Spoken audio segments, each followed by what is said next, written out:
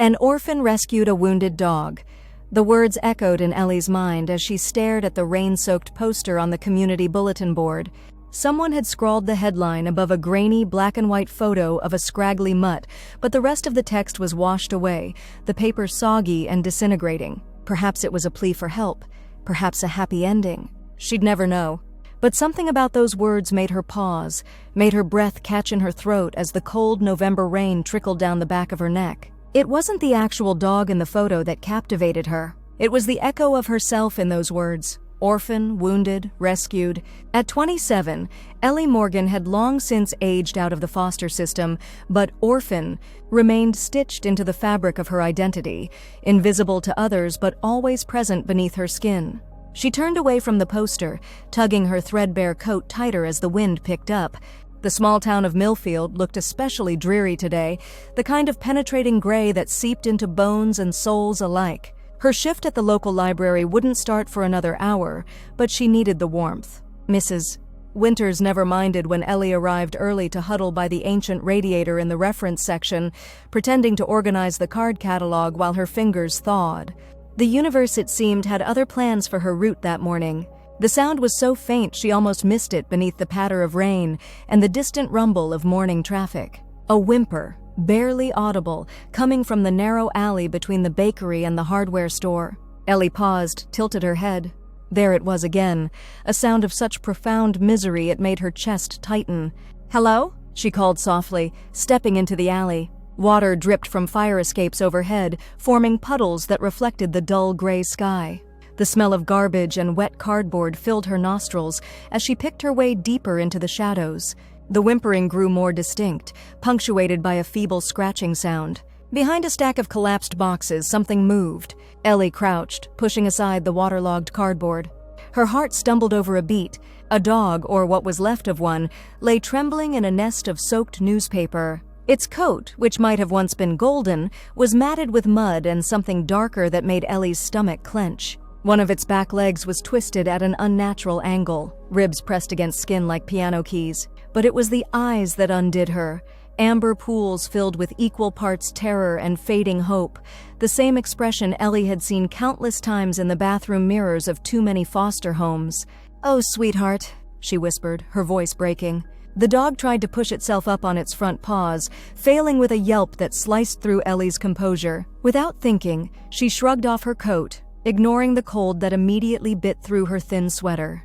Gently, so gently, she wrapped the trembling animal in the only real possession she truly valued, the coat that had seen her through 5 winters and 3 states.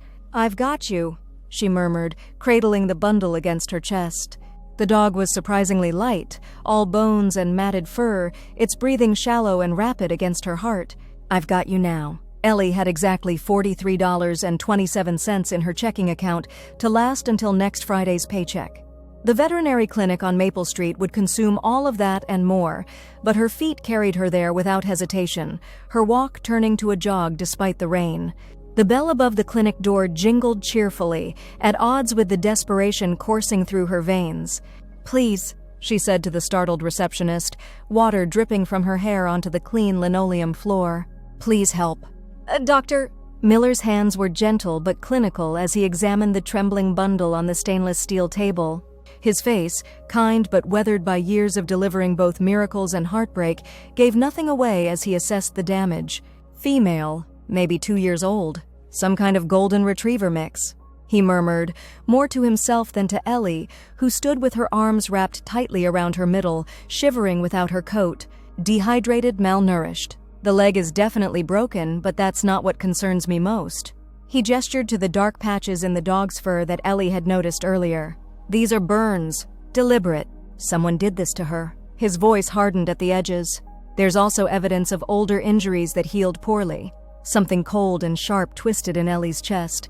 The familiarity of it, the recognition, made her dizzy for a moment. How many times had social workers and school nurses exchanged those same meaningful glances over her own small body? "Can you help her?" Ellie asked, voice barely above a whisper. "Doctor?" Miller's eyes, when they met hers, were soft with compassion, and something else. A question, perhaps, about the intensity of Ellie's reaction to a stray dog on a rainy Thursday morning. "I can." But it won't be quick or cheap. She needs surgery for that leg, treatment for the burns, antibiotics for infection. And that's just the physical healing. He paused. The trust issues, those will take much longer. Ellie's fingers found the familiar worry stone in her pocket, the one she'd carried since her 10th birthday, the last gift from her final foster mother before the woman's cancer had taken her. She rubbed her thumb over its smooth surface, a habit so ingrained she barely noticed doing it anymore. I don't have much money, she admitted, the words burning her throat on the way out.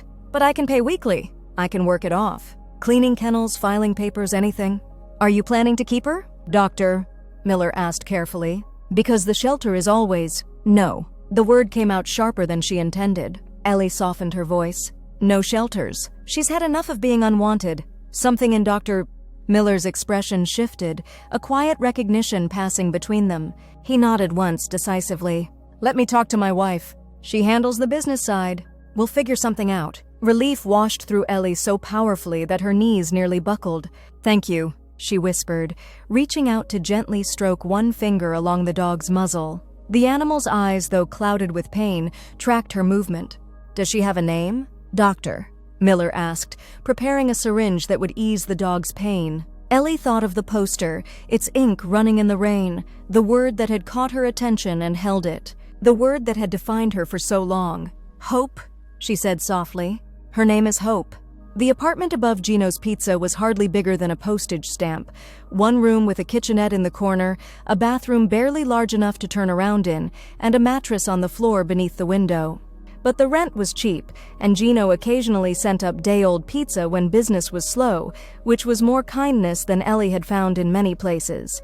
Tonight she sat cross-legged on her mattress, the room transformed by the presence of the small dog bed in the corner. Hope lay sleeping, her chest rising and falling beneath the soft blanket Dr.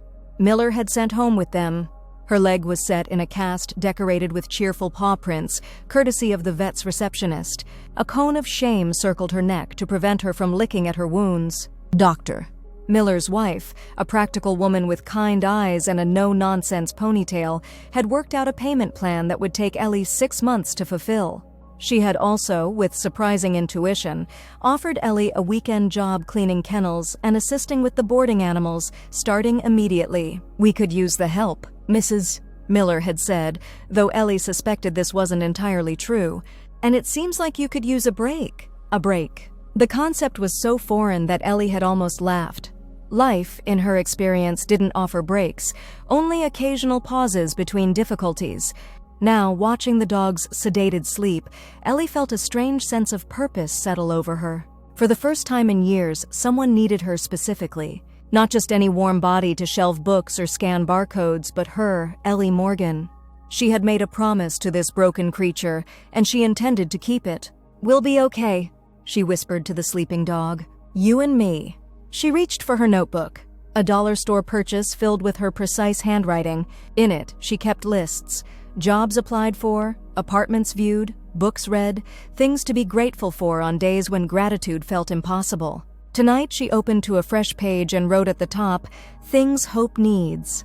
The list grew longer than she expected. Special food, training pads, gentle toys when she was stronger, a proper leash, medicine, follow-up vet visits. The numbers she jotted in the margin made her stomach clench, but she kept writing. For once, the anxiety of financial uncertainty was outweighed by something stronger. A soft whimper drew her attention. Hope was awake, her amber eyes finding Ellie's in the dim light of the single lamp. The dog didn't try to move, too broken and too drugged, but her tail thumped once, weakly, against the dog bed. That single thump undid something in Ellie's chest. She slid off the mattress and moved to sit beside the dog bed, gently stroking Hope's head, careful to avoid the patches of missing fur. I know what it's like, she whispered. To hurt. To be afraid. To not understand why. Her voice thickened. To wonder if there's something wrong with you that makes people not want you. Hope's eyes remained fixed on her face, unblinking. But you're safe now. The promise felt enormous in her mouth, terrifying in its certainty. I won't let anyone hurt you again. Outside, the rain continued to fall, wrapping the small apartment in a cocoon of gentle white noise. For the first time in longer than she could remember, Ellie felt the tight knot of loneliness in her chest begin to loosen, just slightly, just enough. "She's doing remarkably well, Doctor," Miller said 2 weeks later, examining Hope's healing burns. "You must be doing something right, Miss Morgan." Ellie smiled, a genuine expression that still felt strange on her face. "She's doing all the hard work? I'm just the delivery service for medications and treats." This wasn't entirely true. The past 14 days had been a crash course in canine rehabilitation. Ellie had researched everything from proper wound cleaning to physical therapy exercises for dogs with healing fractures. She'd rearranged her entire schedule at the library, trading evening shifts for mornings so she could spend afternoons with Hope. She'd even rigged a sling from an old bedsheet to carry Hope down the stairs for necessary bathroom breaks, since the 3 flights were impossible for a dog with a broken leg. What she didn't tell Dr. Miller was how those 2 weeks had changed her own routine. How, for the first time in years, she'd set an alarm rather than waking to anxious thoughts at 4 a.m. How she'd started cooking actual meals because the smell of food helped stimulate Hope's appetite. How the terror that had been her constant companion, the fear that at any moment everything might collapse, had been temporarily displaced by a more immediate concern for this creature who depended on her. "Well, whatever you're doing, keep it up. The infection's cleared and the burns are healing nicely. The leg will take longer, but she's a young dog. She's got resilience on her side." "Doctor," Miller's eyes crinkled at the corners. "And you," Hope, who had initially trembled at anyone's touch except Ellie's, now allowed Dr. Miller to handle her with only minimal anxiety. "Progress. Has she shown any interest in her surroundings? Any signs of her personality emerging?" he asked, making notes in Hope's chart. Ellie thought about that morning, how Hope had dragged herself, cone and all, across the apartment floor to bring Ellie her own sock, proudly dropping the damp offering on her pillow. How the dog had then licked her face enthusiastically when Ellie laughed. "She's sweet," Ellie said, surprised by the thickness in her voice. "Gentle. She wants to please. And she's smart.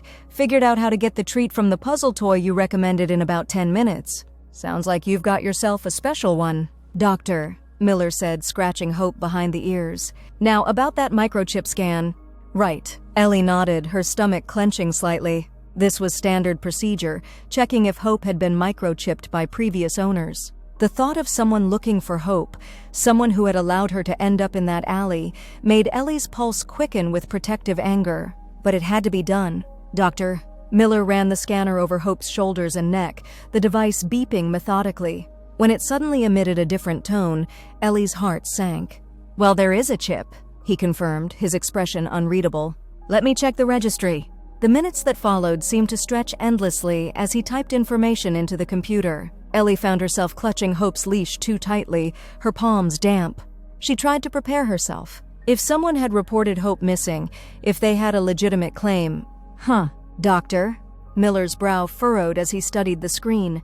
"That's strange. The chip is registered but not to an individual." "What do you mean?" "It's registered to something called the Berkshire Research Foundation." "Never heard of them." He tapped a few more keys. "There's a contact number, but it's not a standard pet microchip ID. This looks like a research identifier." A cold feeling spread through Ellie's chest. "Research? Like animal testing, Doctor?" Miller's expression grew troubled. "I can't say for certain, but this isn't your typical pet registration." He hesitated. "I should probably report this.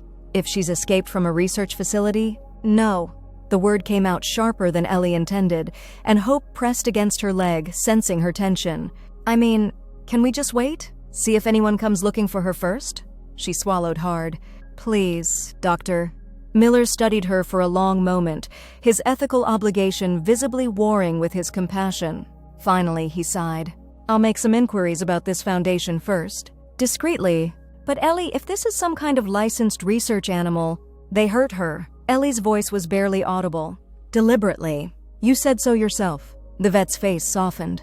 "Let me do some checking before we jump to conclusions. In the meantime, continue with her care plan. Those stitches come out next week." Ellie nodded, relief and anxiety warring in her chest as she helped Hope down from the examination table. Outside the clinic, she paused, kneeling to look the dog in the eyes. "Nothing's going to change," she promised fiercely.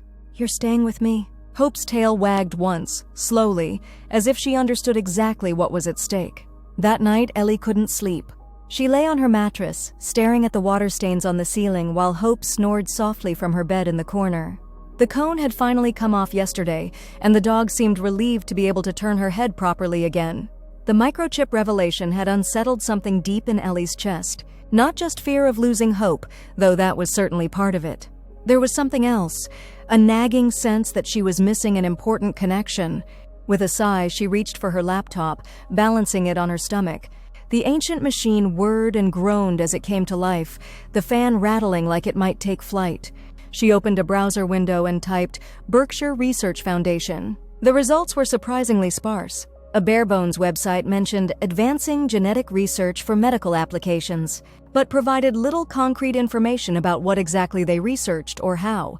No address, just a contact form. No staff directory, just a generic info@email. Ellie frowned, scrolling through the limited search results. A few mentions in scientific journals, something about genetic markers and inherited conditions. Nothing about animal testing. She was about to close the laptop when a news article caught her eye.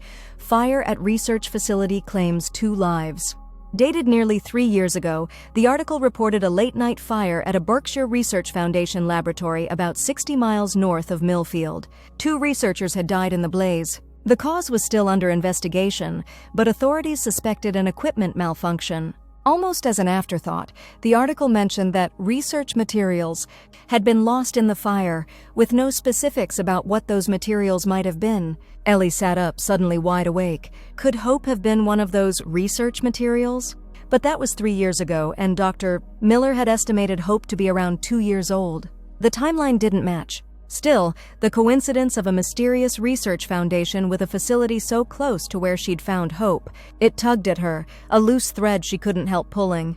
She opened a new search tab and typed, Berkshire Research Foundation plus missing research animals. Nothing relevant. She tried, Berkshire Research Foundation plus animal testing. A forum post from an animal rights group mentioned Berkshire on a list of suspected unethical research facilities, but provided no evidence. Frustrated, Ellie turned to one last search. Berkshire Research Foundation plus dog research. This time she found something, a scientific paper titled Canine Models for Studying Genetic Markers of Familial Recognition Patterns. The abstract was dense with jargon, but phrases jumped out at her.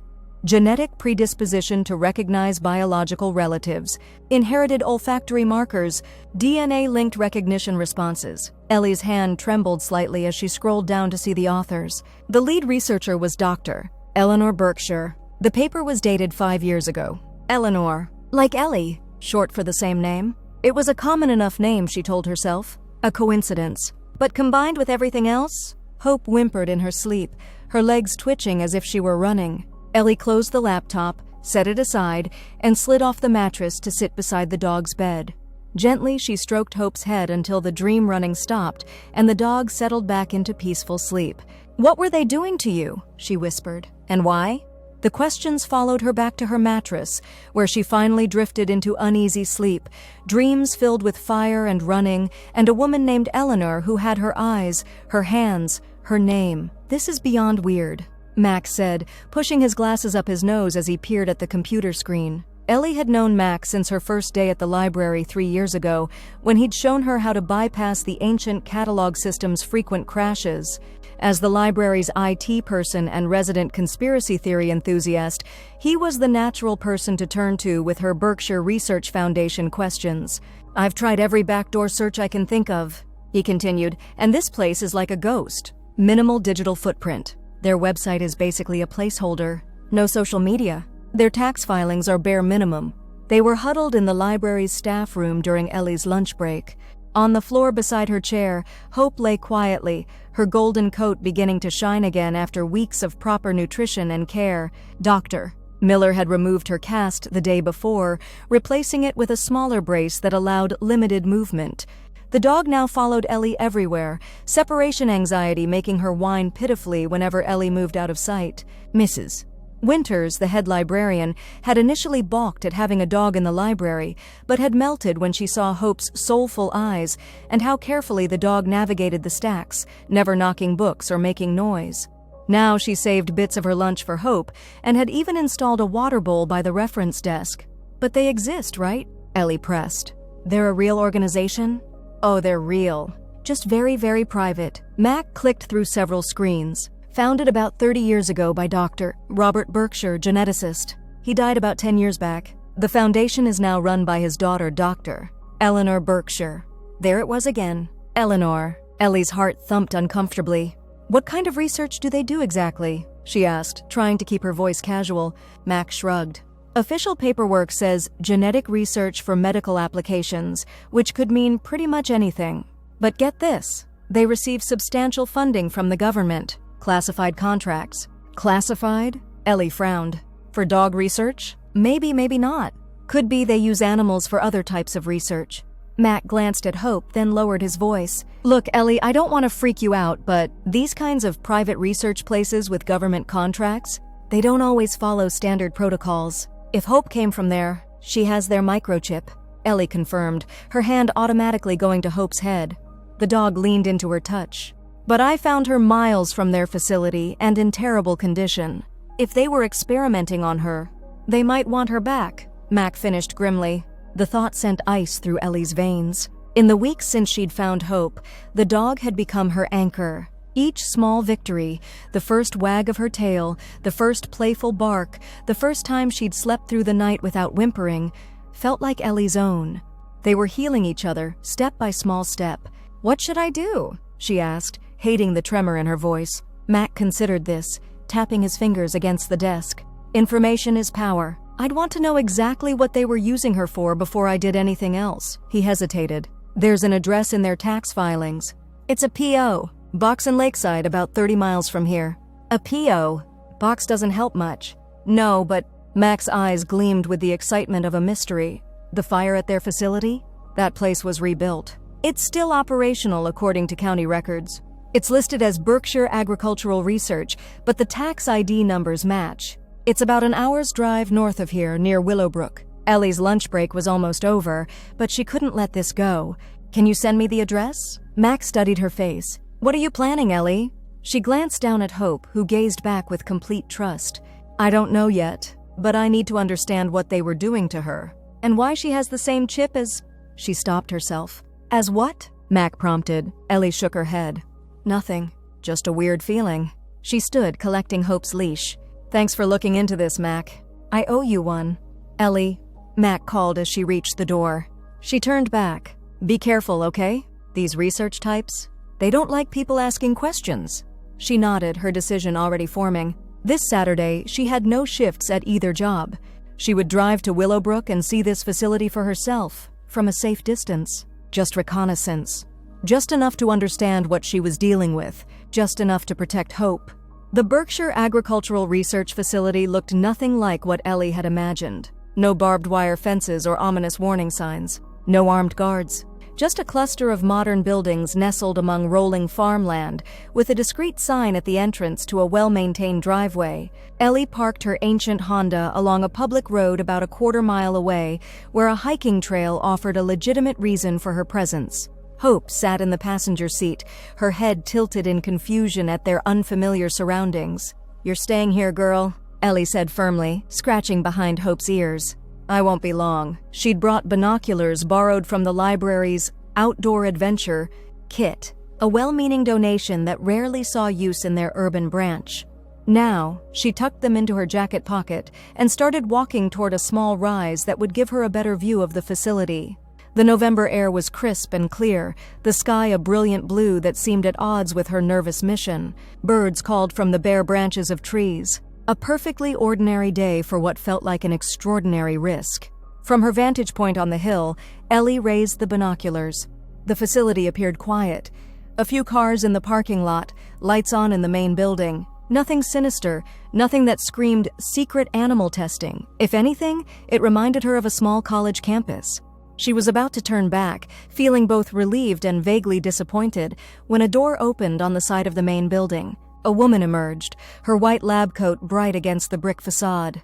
She was followed by another figure, a man in a wheelchair being pushed by an aide. Ellie adjusted the binoculars, focusing on the trio as they made their way along a paved path toward one of the smaller buildings. The woman was tall and slender, with dark hair pulled back in a severe bun. Something about her posture, the way she held her head, made Ellie's breath catch. A strange prickling sensation crawled up her spine. The man in the wheelchair was elderly, his shoulders stooped, a blanket covering his legs despite the mild temperature. As they reached the smaller building, the woman turned to say something to him, and for a moment, her face was clearly visible in profile. Ellie nearly dropped the binoculars. It was like looking at a future version of herself. The same high cheekbones, the same slightly pointed chin, the same distinctive slope to the nose. Before she could process this, movement closer to her position caught her attention. A security guard was making rounds along the perimeter of the property, his path bringing him in her direction. Ellie ducked down behind a cluster of bushes, heart hammering against her ribs. She needed to leave. Now, before she was spotted. Before she had to explain why she was spying on a private research facility. Moving as quietly as possible, she made her way back down the hill toward the road where she'd parked. Questions tumbled through her mind, each more unsettling than the last. Why did that woman look so much like her? What were the chances of such a resemblance being coincidental? And if it wasn't coincidental, she was so lost in thought that she almost missed the sound of a vehicle slowing beside her. A white SUV with the Berkshire Research logo on the door pulled alongside, the driver's window lowering with a soft electric hum. "Excuse me," called a friendly male voice. "Are you lost?" Ellie froze, forcing her face into what she hoped was a casual, innocent expression. "No, just hiking," she replied, gesturing vaguely toward the trail. "Beautiful day for it." The man behind the wheel was young, maybe early 30s, with a security badge clipped to his shirt. His smile seemed genuine, but his eyes were assessing. "It is nice out. Don't see many hikers on this stretch, though. The better trails are a few miles east." "Oh, really? I'm new to the area," Ellie lied, taking a step back. "I'll check those out next time." The man nodded, still smiling. "Your dog okay? Saw you left it in your car." Ice slid down Ellie's spine. He'd noticed her car, noticed Hope. "She's fine, thanks. Just a quick walk for me. She's recovering from surgery." Something shifted in the man's expression, a subtle sharpening of interest.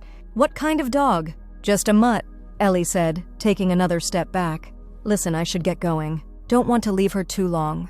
"Of course." The man's smile remained fixed. "Drive safely." The SUV pulled away, continuing down the road.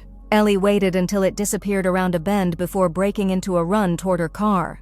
Hope greeted her with frantic joy, licking her hands as she fumbled with the keys. "We need to go," she told the dog, hands shaking as she started the engine. "Right now." She checked her rearview mirror compulsively as she drove, expecting at any moment to see the white SUV following her.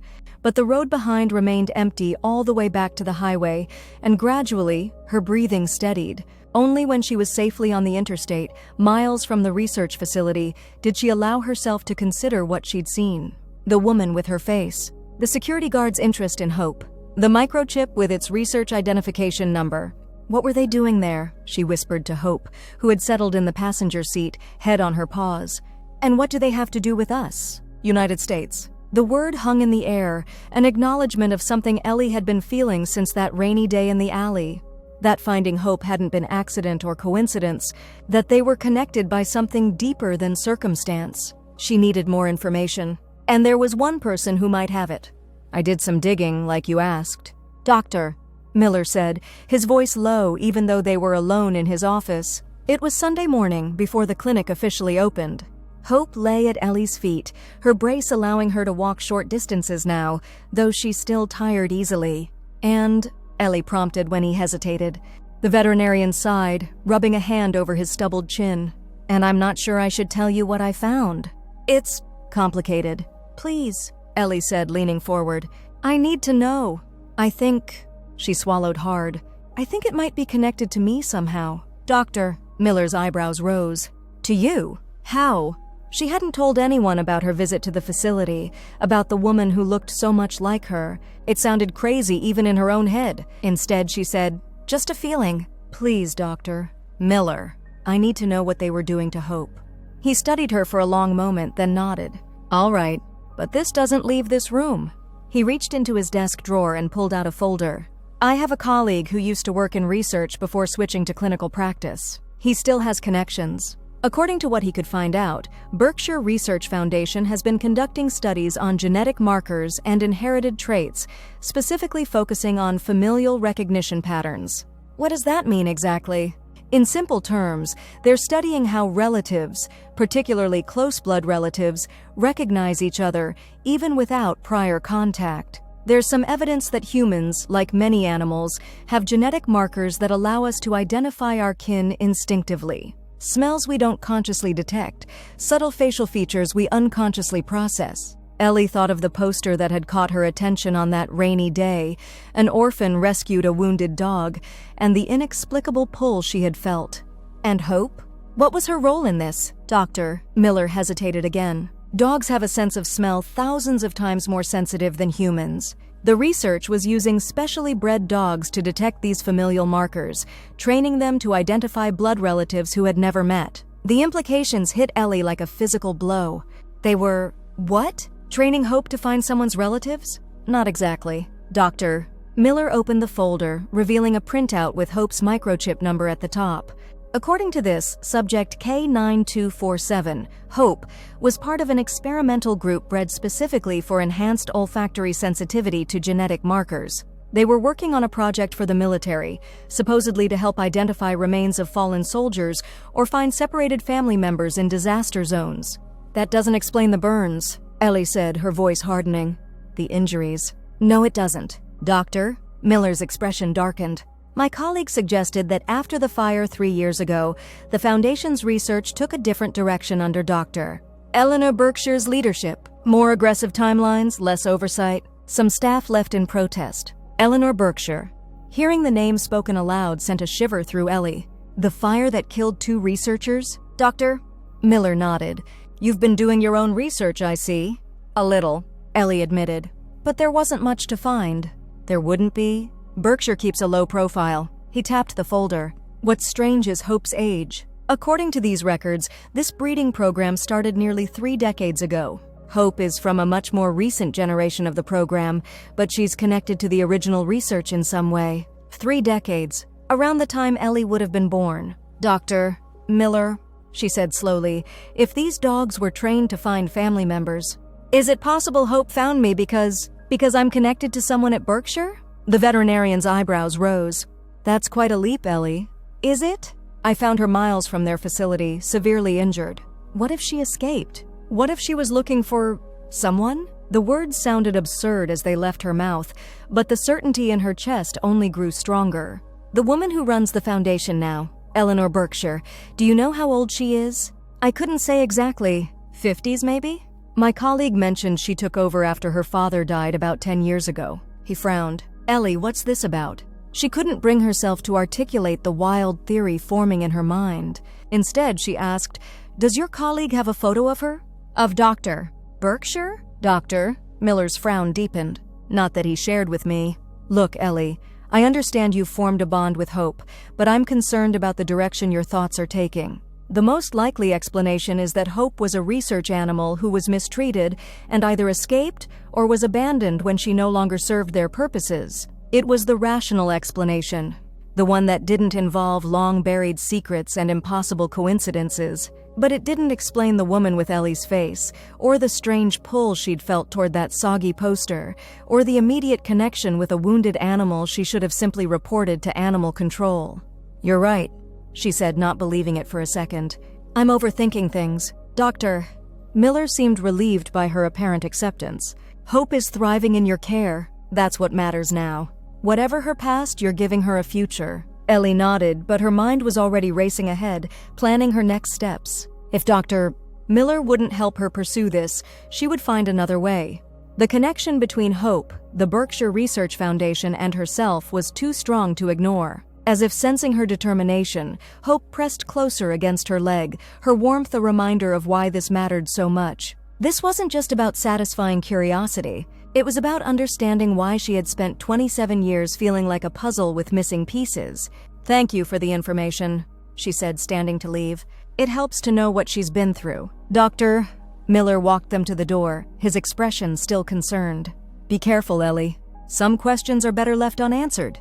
But as she drove home, Hope sitting calmly beside her, Ellie knew she had passed the point where turning back was an option. The mystery of Hope's past and her own had become intertwined, 2 threads of the same unraveling story, and she intended to follow those threads wherever they led.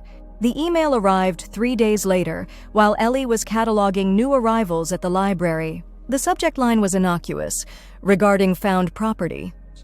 But the sender made her heart leap into her throat. e.berkshire@berkshireresearch.org. Her hands trembled as she clicked it open. Ms. Morgan, it has come to our attention that you have recovered property belonging to the Berkshire Research Foundation, specifically a canine research subject identified by microchip as K9247. This animal was involved in a specialized training program and represents a significant investment of research resources. We would like to arrange for the return of K9247 and are prepared to offer reasonable compensation for your time and any expenses incurred in the animal's care. Please contact me at your earliest convenience to discuss arrangements. Dr. Eleanor Berkshire, Ph.D., Director, Berkshire Research Foundation. Ellie read the email 3 times, her breathing becoming shallow. They had found her. Had it been the security guard in the SUV? Had Dr. Miller reported the microchip after all? It didn't matter. What mattered was that they wanted Hope back. They were calling her property, a research subject, not a living creature who had suffered at their hands. Ellie? Mrs. Winters appeared beside her desk, concern etched in the lines around her eyes. You've gone white as a sheet. Are you feeling all right? Ellie closed the email quickly. Fine. Just a bit of a shock. Nothing serious. Mrs. Winters didn't look convinced, but she simply patted Ellie's shoulder. Take a break if you need one, dear. Those books aren't going anywhere. Hope lay beneath the desk, her recovery progressing so well that Dr. Miller had removed her brace the day before. At the mention of a break, her ears perked up hopefully. Actually, I think I will, Ellie said, suddenly desperate for fresh air. Just 15 minutes. Outside, she sat on a bench in the small park across from the library, Hope leaning against her legs as she reread the email on her phone. Reasonable compensation. As if money could replace what Hope had come to mean to her. As if Hope were a lost umbrella or a misplaced watch. More disturbing was the realization that the Berkshire Foundation had somehow found her full name and email address. They were watching her. Had probably been watching since that day by the research facility. She needed to respond. Ignoring the email would only escalate the situation. But what could she say? She had no legal claim to Hope if the foundation could prove ownership, and she had no proof of their mistreatment beyond the dog's injuries, which they could easily attribute to her time as a stray. Taking a deep breath, she typed a reply, Dr. Berkshire, thank you for your email. I found the dog you refer to as K9247 severely injured and malnourished in an alley. She had burns consistent with deliberate abuse and a broken leg. I've named her Hope and have been providing medical care and rehabilitation. I'm interested in learning more about the research she was involved in, particularly how she came to be in such terrible condition. Perhaps we could meet to discuss this further before any decisions are made about her future. Ellie Morgan. Her finger hovered over the send button. Was she being reckless? This was the woman she suspected might be connected to her own past, possibly even a blood relative. Meeting her could provide answers to questions Ellie had carried her entire life, or it could be walking straight into danger. Hope whined softly, nudging Ellie's hand with her nose. Those amber eyes held complete trust, a certainty that Ellie would protect her. It strengthened her resolve. She hit send, then immediately followed with a text to Mac. Just emailed Dr. Berkshire about Hope. If anything happens to me, you know why. His response came seconds later. Are you insane? We need to talk. Now. But before she could reply, a new email notification appeared. Dr. Berkshire had responded already. Ms. Morgan, I appreciate your concern for the animal's welfare. I would be happy to meet and discuss both her condition and our research program. I'm sure there's been a misunderstanding about how K9247 came to be injured. Our protocols for animal care are strictly monitored. Would tomorrow at 2 p.m. be convenient? There's a cafe called Riverstone on Main Street in Millfield that I believe is near your workplace. We can speak privately there. Dr. Eleanor Berkshire Millfield. Her town. Dr. Berkshire was suggesting they meet just blocks from the library. Had she been that close all along? Watching, waiting? The thought sent a chill through Ellie. Yet beneath the fear was a pull she couldn't deny, the need to look this woman in the face. To see for herself if the resemblance she'd glimpsed through binoculars was real or imagined. To ask the questions that had haunted her since childhood. 2 p.m. works. I'll see you then. She typed and sent the response before she could second-guess herself. Hope pressed closer against her legs, sensing her anxiety. Ellie stroked the dog's golden head, which now gleamed with health in the autumn sunlight. "It's okay," she murmured, trying to convince herself as much as Hope. "We'll figure this out together." Riverstone Cafe was unusually quiet for a Thursday afternoon. Ellie had arrived 20 minutes early, selecting a table in the corner that allowed her to watch the door while keeping her back to a wall, a habit from childhood that had never quite left her. Hope lay at her feet, wearing the vest Ellie had ordered online that identified her as a service animal in training. It wasn't entirely honest, but it ensured no questions about the dog's presence. She had debated whether to bring Hope at all, afraid that Dr. Berkshire might simply take her. But leaving her alone seemed even riskier. At least this way, Ellie could physically prevent anyone from walking off with her dog. Her dog. The possessive thought came naturally now, after weeks of care and growing attachment. The bell above the cafe door chimed, and Ellie's head snapped up. A woman entered, tall, slender, with dark hair pulled back in an elegant twist. She wore a charcoal pantsuit that screamed authority and subtle wealth. Dark sunglasses covered her eyes despite the cloudy day outside. Dr. Eleanor Berkshire paused just inside the door, surveying the cafe until her gaze landed on Ellie. Even with her eyes hidden, Ellie could feel the intensity of that stare. Without the distance of binoculars between them, the resemblance was even more striking. The same heart-shaped face, the same high cheekbones, the same slightly pointed chin. Hope, who had been dozing, suddenly lifted her head, nose twitching. She made a soft sound, not quite a whine, not quite a greeting. "Doctor." Berkshire removed her sunglasses as she approached the table, and Ellie found herself staring into eyes that were a darker version of her own, the same shape, the same slight tilt at the corners. Something shifted in the woman's expression as she took in Ellie's features, a momentary widening of those eyes before her professional mask slipped back into place. "Ms. Morgan?" she said, extending her hand. Her voice was lower than Ellie had expected, with a hint of rasp. "Thank you for meeting with me." Ellie stood to shake the offered hand, acutely aware of her own second-hand clothes and unmanicured nails against Dr. Berkshire's polished appearance. "Thank you for coming." They both sat, an awkward silence falling between them. Hope had gone very still, her eyes fixed on Dr. Berkshire with an intensity that seemed to unnerve the older woman. "She remembers you," Ellie said quietly. "Doctor?" Berkshire glanced at the dog, then away quickly. K9247 was part of a specialized breeding program. She has exceptional olfactory capabilities, even by canine standards. Her name is Hope. A flicker of something, annoyance? Amusement? Crossed Dr. Berkshire's face. "Yes, well, names are important, aren't they? They shape our perceptions." She opened her sleek leather bag and removed a folder. "I've brought documentation confirming the Berkshire Foundation's ownership of the animal, along with a check to compensate you for your care. I understand from our sources that you've spent considerable resources on veterinary treatment." Our sources. The words sent a chill down Ellie's spine. They had been monitoring her, just as she suspected. "I'm not interested in compensation," Ellie said, leaving the folder untouched on the table between them.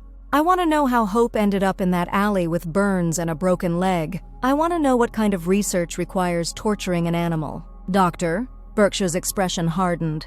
"You're making assumptions about our work that are both incorrect and potentially defamatory, Missy." Morgan. "The Berkshire Foundation adheres to strict ethical guidelines for all animal subjects." "Then explain her injuries." "Without seeing the animal's condition myself, I can only speculate.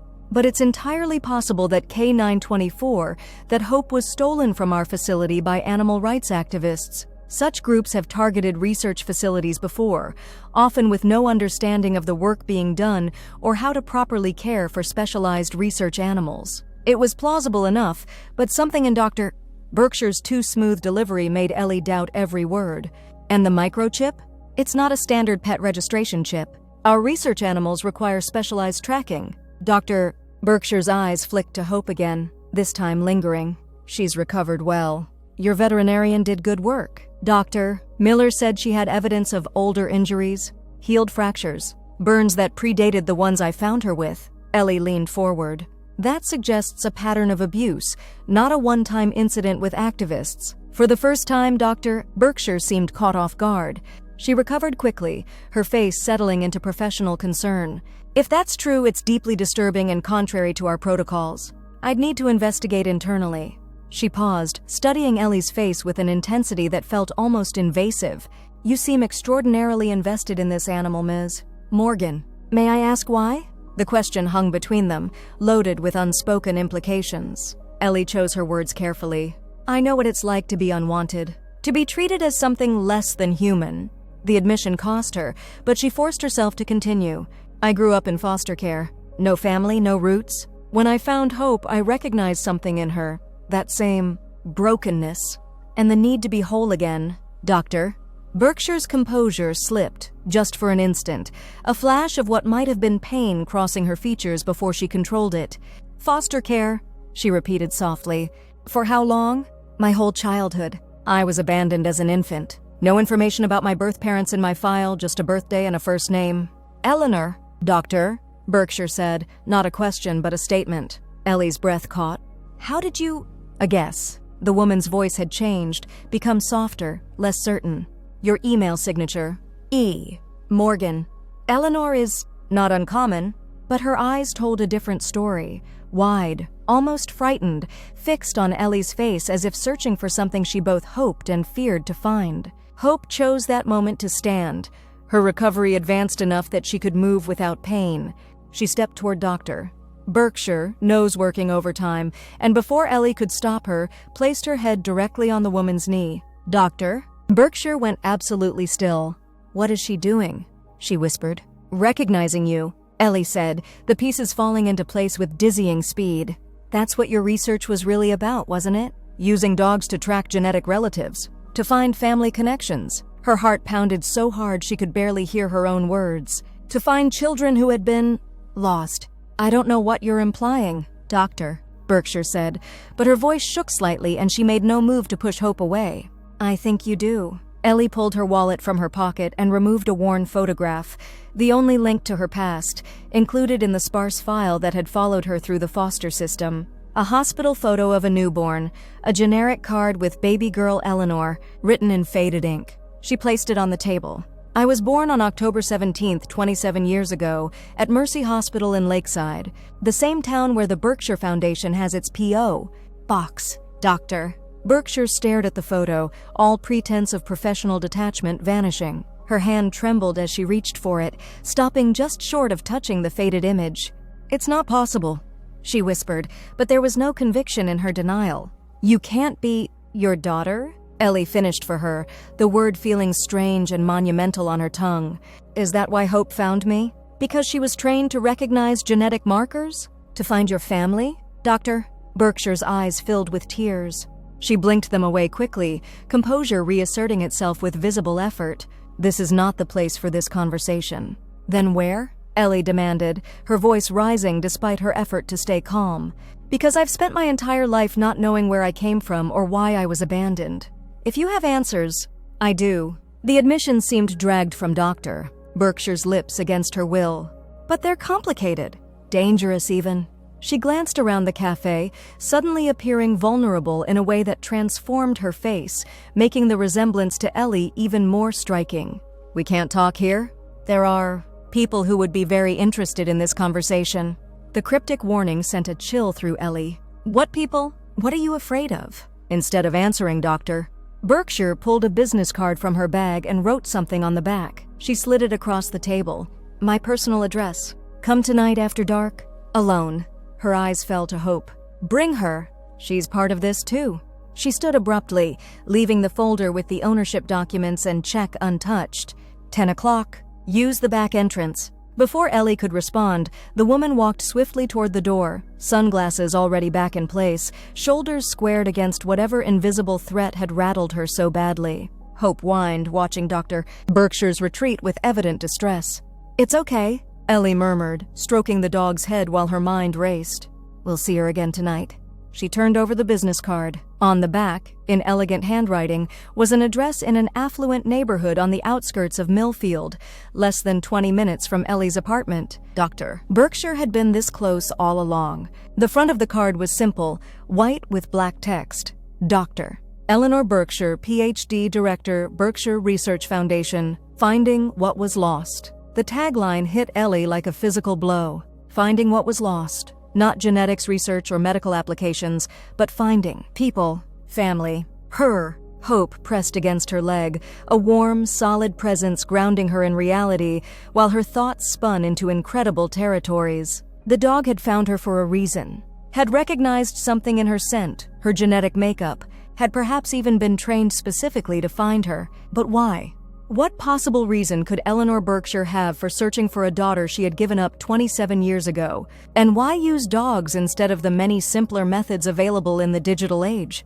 The questions would have to wait until tonight. For now, she had a shift to finish at the library and decisions to make. Should she tell Mac where she was going? Leave some kind of record in case things went wrong? The paranoid part of her, honed by years in the system, screamed that this was a trap. That Dr. Berkshire had recognized her as a threat to be eliminated, not a daughter to be embraced. But another part, the part that had always yearned to know where she came from, to understand why she had been given away, couldn't ignore this chance, however dangerous it might be. "Come on, Hope," she said quietly, gathering the dog's leash.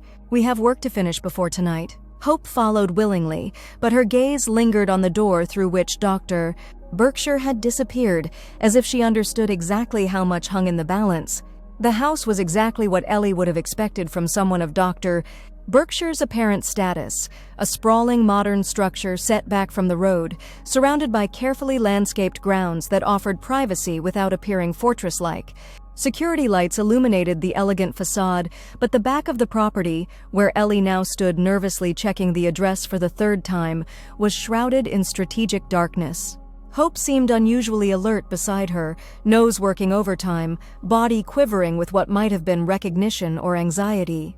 She hadn't made a sound since they'd parked Ellie's car a block away and walked the remaining distance, but her intensity was palpable. The back entrance was a glass door leading to what appeared to be a sunroom. As Ellie approached, motion sensors triggered subtle lighting along the garden path, enough to see by without creating a spotlight effect. She had barely raised her hand to knock when the door opened, revealing Dr. Berkshire in what must have been her at-home attire, silk lounging pants and a cashmere sweater, her hair loose around her shoulders, making her look younger and softer than she had in the cafe. "Come in quickly," she said, stepping back to allow Ellie and Hope to enter. "The security system records all exterior movement. I've looped the feed for 30 minutes, but we shouldn't linger in view of the cameras." The casual mention of security system manipulation sent a fresh wave of unease through Ellie. What kind of researcher needed to hide visitors from her own security cameras? The sunroom connected to a spacious kitchen with gleaming stainless steel appliances and marble countertops. Everything was immaculate, minimalist, and expensive-looking, a stark contrast to Ellie's tiny apartment above the pizza shop. "This way, Dr. Berkshire said, leading them through the kitchen to a wood-paneled study. Books lined the walls, interrupted only by what appeared to be original artwork. A large desk dominated one end of the room, while comfortable leather seating created a conversation area near a fireplace where flames already danced. Hope immediately went to the fireplace, curling up on the thick rug as if she had done so many times before. The casual familiarity of the gesture made Ellie pause. "She's been here," she said, not a question. "Doctor." Berkshire nodded, gesturing for Ellie to take one of the armchairs. "Yes, all of our research animals spend time in home environments. It's important for their socialization, but especially important for dogs trained to find family members," Ellie pressed, remaining standing. "To recognize genetic markers, they'd need to know what they're looking for. They'd need samples. From you, Doctor." Berkshire's composure slipped again, the professional mask giving way to something more vulnerable. "You've pieced together quite a bit. Not enough. I want the whole truth." The older woman sighed, moving to a cabinet near the desk. She removed 2 crystal tumblers and a decanter of amber liquid. "Would you like a drink?" "I find this conversation might require it." "No, thank you. I want a clear head." "Doctor." Berkshire poured herself a generous measure and took a fortifying sip before turning back to face Ellie. "Where would you like me to begin? Are you my mother?" The directness of the question seemed to catch Dr. Berkshire off guard. She took another sip of her drink, buying time. "Biologically, yes," she finally admitted, her voice barely above a whisper. "I gave birth to you on October 17th, 27 years ago." Despite having suspected the truth, hearing the confirmation made Ellie's knees weak. She sank into the armchair, grateful for its support. "Why did you give me up?" And why would you try to find me now after all this time? Dr. Berkshire, her mother, moved to the chair opposite, perching on the edge as if prepared to flee. The first question has a simple answer, though it may not be satisfying. I was 25, focused entirely on my career. My father, your grandfather, was making breakthroughs in genetic research that demanded my full participation. A child didn't fit into those plans. She paused, studying Ellie's face. I told myself you would have a better life with parents who actually wanted a child. The blunt admission stung, but Ellie appreciated the honesty over platitudes about love and sacrifice. And the second question? Why look for me now? Doctor. Berkshire's fingers tightened around her glass. That's where things become complicated. The research my father pioneered, the work I've continued, it isn't just academic curiosity. It has applications we never anticipated. She took a deep breath. Do you know what genetic memory is? Ellie shook her head. It's the theory that certain experiences or knowledge can be passed down through generations via our DNA. Most scientists consider it pseudoscience, but my father believed otherwise. He theorized that the bonds between close genetic relatives, particularly parents and children, included a form of biological recognition that transcended ordinary senses, like how mothers can sometimes sense when their children are in danger, even from miles away, Ellie said slowly. Exactly. My father called it genetic resonance. He believed it could be measured, enhanced, even manipulated with the right technology. Dr. Berkshire's voice had taken on a lecturer's cadence, as if the scientific framework made the personal implications easier to discuss. Dogs, with their extraordinary sense of smell, can detect subtle genetic markers that humans can't perceive consciously. We began breeding dogs with heightened sensitivity to these markers. Hope raised her head at this, watching Dr. Berkshire with those intelligent amber eyes. The woman's gaze flickered to the dog, then away. That still doesn't explain why you decided to look for me after 27 years, Ellie pointed out. Doctor.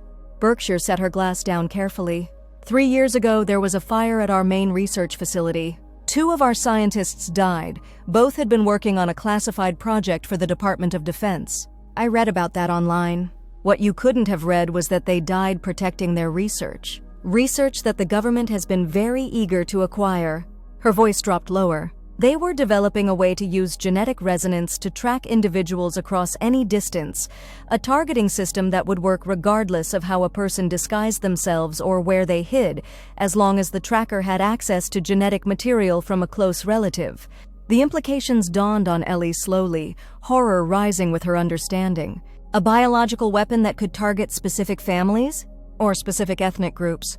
Or anyone with a particular genetic marker? Doctor. Berkshire's face was grim. My father began this research with noble intentions, helping adopted children find birth parents, identifying remains after disasters, reuniting families separated by war. But the military applications became too tempting for our government partners to ignore. And the dogs? How do they fit into this? They were our proof of concept. If they could track specific individuals based solely on genetic markers, it validated the underlying principle. She nodded toward Hope. K9247, Hope, was one of our most successful subjects. She could identify genetic relatives with over 98% accuracy in controlled trials. Ellie looked at Hope with new understanding. The dog gazed back steadily, as if confirming everything being said. You still haven't explained why you were looking for me? Doctor. Berkshire's expression shifted, something like shame flickering across her features. After the fire, when the pressure from our military partners intensified, I began to have doubts about our work, ethical concerns. But extracting ourselves from those contracts would be dangerous, nearly impossible. She leaned forward, her voice dropping even further. I needed leverage, insurance. And I'm that insurance? Ellie asked incredulously. Not you specifically, but a demonstration of what our research could really do. Find a blood relative who had been completely off the grid for decades, with no digital trail connecting us. If Hope could find you, she trailed off, the implications clear. You could prove the technology worked and sell it to the highest bidder, Ellie finished, disgust coloring her voice. That's why you're looking for me? To complete your weapon? No! Dr. Berkshire's denial was vehement. To prove it could never work reliably. To demonstrate its flaws and limitations so the military would abandon the project. She ran a hand through her hair, the gesture so similar to Ellie's own nervous habit that it was unsettling. But something went wrong. Hope disappeared from the facility. We thought she'd been stolen or had died in an escape attempt. Then your veterinarian's inquiry about her microchip flagged in our system. Hope had risen from her spot by the fire and now stood beside Ellie's chair, leaning against her leg. The contact steadied her as she tried to process everything she was hearing. So you never intended to actually find me? I was just a test case? The hurt in her voice must have been evident because Dr. Berkshire winced. Initially, yes. I'm sorry, but that's the truth. I had convinced myself that maintaining emotional distance was necessary, that the daughter I gave up wasn't my responsibility anymore. Her voice softened. But then I saw you in the cafe, and you look so much like me at your age. Like my mother, your grandmother. And I realized that genetic resonance isn't just about DNA or scent markers. It's something deeper. The room fell silent except for the crackling of the fire and Hope's soft breathing. Ellie struggled to reconcile the clinical researcher with the woman now sitting before her, vulnerability etched in the lines of her face. Did you abuse her? Ellie finally asked, her hand resting protectively on Hope's head. Did you hurt her as part of your research? No. The denial was immediate and firm. Never. I don't know how she was injured, but it wasn't authorized protocol. After the fire, some of our new security personnel had different ideas about handling the animals. I've been investigating internally, but she was interrupted by a sharp electronic chime from her phone. Doctor? Berkshire grabbed it from the desk, her face draining of color as she read the screen. We need to leave. Now. She was already on her feet, moving toward a panel in the wall that Ellie hadn't noticed before. The security system. Someone's overridden my loop. They know you're here. Who knows I'm here? Ellie stood alarmed by the sudden shift. What's happening? The people I warned you about. Doctor. Berkshire pressed her palm against the panel, revealing a hidden door. People who want my research, who would use Hope's abilities to develop weapons I never intended to create. People who wouldn't hesitate to use you to control me. The sound of a car engine outside spurred her into action. Through here. It leads to the garage. My car is inside. We can leave without being seen. Ellie hesitated, torn between flight and the fear of walking into an even more elaborate trap. Why should I trust you? Doctor. Berkshire's expression softened, genuine emotion breaking through her careful control. Because whether I deserve it or not, Hope trusts me. And she found you when that should have been impossible. She held out her hand. Please, Eleanor. I won't lose you again. It was the use of her full name, spoken with such raw emotion, that decided her. Ellie nodded, gathering Hope's leash and following Dr. Berkshire through the hidden door, just as the sound of breaking glass came from somewhere in the house. The passageway was narrow and dimly lit, leading downward before opening into a spacious garage housing a single black Tesla. Dr. Berkshire moved with surprising speed for a woman her age, opening the car door and ushering Ellie and Hope into the back seat. Stay down, she instructed, sliding into the driver's seat. The windows are tinted, but it's better if they don't see movement.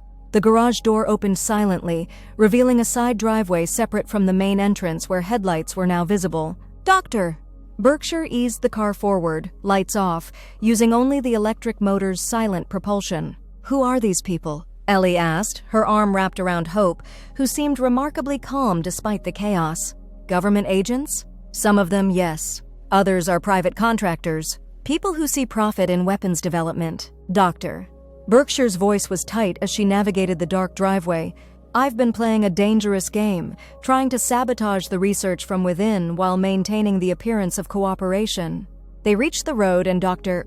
Berkshire finally switched on the headlights, accelerating smoothly. In the rearview mirror, Ellie could see figures with flashlights moving around the house they'd just left. Where are we going? She asked, the reality of her situation finally sinking in.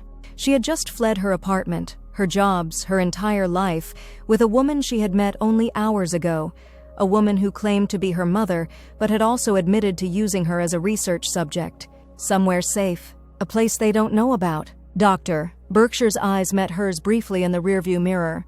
I'm sorry to drag you into this, but once they identified you, once they realized Hope had actually found you, you were already involved. Hope shifted in Ellie's arms, resting her head on her lap with complete trust. The dog who had suffered so much, who had somehow found her against impossible odds, now seemed to be the only certainty in her rapidly unraveling life. You still haven't told me how Hope got injured, Ellie said quietly, or how she escaped. Doctor. Berkshire's hands tightened on the steering wheel. I believe one of our security contractors was mistreating the research animals. When I began investigating, Hope disappeared.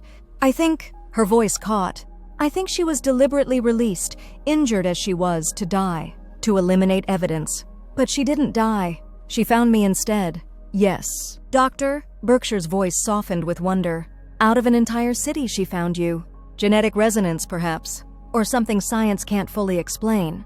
They drove in silence for several minutes, leaving the city behind for country roads that wound through farmland and forest. Ellie's mind raced with questions, fears, and the dawning realization that her life had irrevocably changed. "The man in the wheelchair," she said suddenly, remembering the scene she had witnessed at the research facility. "Who was he?" "Dr." Berkshire's eyes widened slightly in the mirror. "You saw." "Of course, the hill overlooking the facility. That was clever." A mixture of pride and wariness colored her tone. "That was Martin Sullivan, my research partner, and..." She hesitated. "Your father." The revelation struck Ellie with physical force. "My father is alive? And he knows about me?" Yes to the first, no to the second. "Martin was injured in the fire 3 years ago. Spinal damage, severe burns. He's been in and out of consciousness since then. The doctors say the damage is permanent." Real grief filled her voice. "He never knew about you. I never told him I was pregnant. We were colleagues first, and the relationship, it was complicated.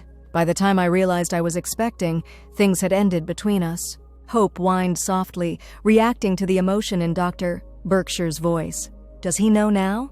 Is that why you've been looking for me?" "Doctor." Berkshire shook her head. "No. Martin's condition has been deteriorating. His moments of lucidity are rare and brief. I visit him daily, but..." She trailed off, then squared her shoulders. "That's not why I've been searching. As I said, it began as a test of the technology. But the more I learned about you, yes, I investigated once we had your name, the more I wanted to meet you, to see what kind of person you had become without my influence." "And? What's the verdict?" Ellie couldn't keep the bitterness from her voice. 27 years of abandonment couldn't be erased by a few hours of explanations, no matter how extraordinary the circumstances. "I see a young woman of remarkable resilience and compassion." "Doctor!" Berkshire replied softly. "Someone who would spend her last dollar helping a wounded creature that others would have ignored. Someone who built a life without the advantages I took for granted." She paused. "Someone better than me in all the ways that matter." The simple honesty of the statement caught Ellie off guard, diffusing some of the anger that had been building in her chest. Before she could respond, Dr. Berkshire turned the car onto a narrow gravel road nearly hidden by overhanging trees. "We're almost there," she said, navigating the bumpy track with care. "It's not much, but it's off the grid. No one knows about it except Martin, and he's in no condition to tell anyone." The "it" turned out to be a small cabin nestled in a clearing, rustic but well-maintained. "Doctor." Berkshire parked behind it, where the car would be hidden from the road. "My father built this place decades ago, before the foundation, before the research. It was his retreat." She killed the engine and turned to face Ellie fully for the first time since they'd fled the house. "We should be safe here while we figure out our next steps." Next steps. As if they were a team, a family unit making decisions together. The presumption might have angered Ellie if she hadn't been so exhausted by the night's revelations and sudden danger. Hope jumped eagerly from the car when Ellie opened the door, investigating the clearing with interest. Despite everything, Ellie couldn't help but smile at the dog's resilience, her ability to find joy in new experiences despite her traumatic past. Inside, the cabin was simple but comfortable. A main room with a stone fireplace, a small kitchen area, and doors leading to what Ellie presumed were bedrooms. "Doctor?" Berkshire moved with familiarity, turning on lamps and checking the kitchen cupboards. "There should be some canned goods and basics. I try to keep it stocked." She glanced at Ellie, suddenly awkward. "Are you hungry? I could make something." The normality of the question in their bizarre circumstances struck Ellie as absurd. Here she was, in a hidden cabin with the mother who had abandoned her and the dog who had led them to each other, fleeing from shadowy government agents, and they were discussing dinner. A laugh bubbled up from her chest, slightly hysterical. "This is insane," she said, sinking onto a worn sofa. "Completely insane." "Doctor?" Berkshire's face softened with something like understanding. "Yes, it is. But it's also real." She moved to sit opposite Ellie, giving her space. "I know this is overwhelming. If I could have prepared you somehow." "You could have told me the truth at the cafe," Ellie pointed out. "Instead of the cryptic warnings and secretive meeting arrangements, I needed to be sure." "Doctor." Berkshire. Ellie realized she couldn't keep thinking of her by that formal title, looked down at her hands. Sure that you were really my daughter? Sure that Hope had actually found you based on genetic markers, not coincidence? And sure that I was ready to face what I'd done 27 years ago? The raw honesty in those words penetrated Ellie's defenses. What should I call you? She asked suddenly. I can't keep thinking of you as Doctor. Berkshire. The woman looked up, surprise and hope flashing across her face. Eleanor, she said. My friends call me Ellie too sometimes, but given the circumstances, she hesitated. Eleanor is fine. Not Mom, Ellie stated flatly, needing to establish that boundary. Eleanor nodded, accepting the limitation without argument. Not Mom. Not yet. Maybe not ever. That's for you to decide.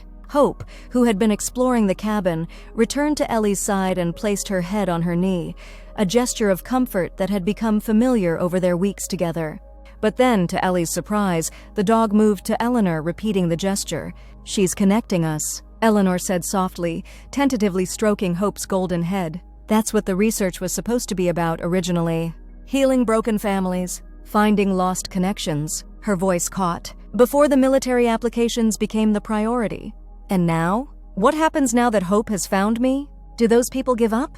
Move on to the next phase of weapon development? Eleanor's expression darkened. No. Now they'll be more determined than ever. Hope's success in finding you proves the underlying theory works. They don't need her anymore, they need you and me. Genetic material from both of us to reverse engineer what made the connection possible.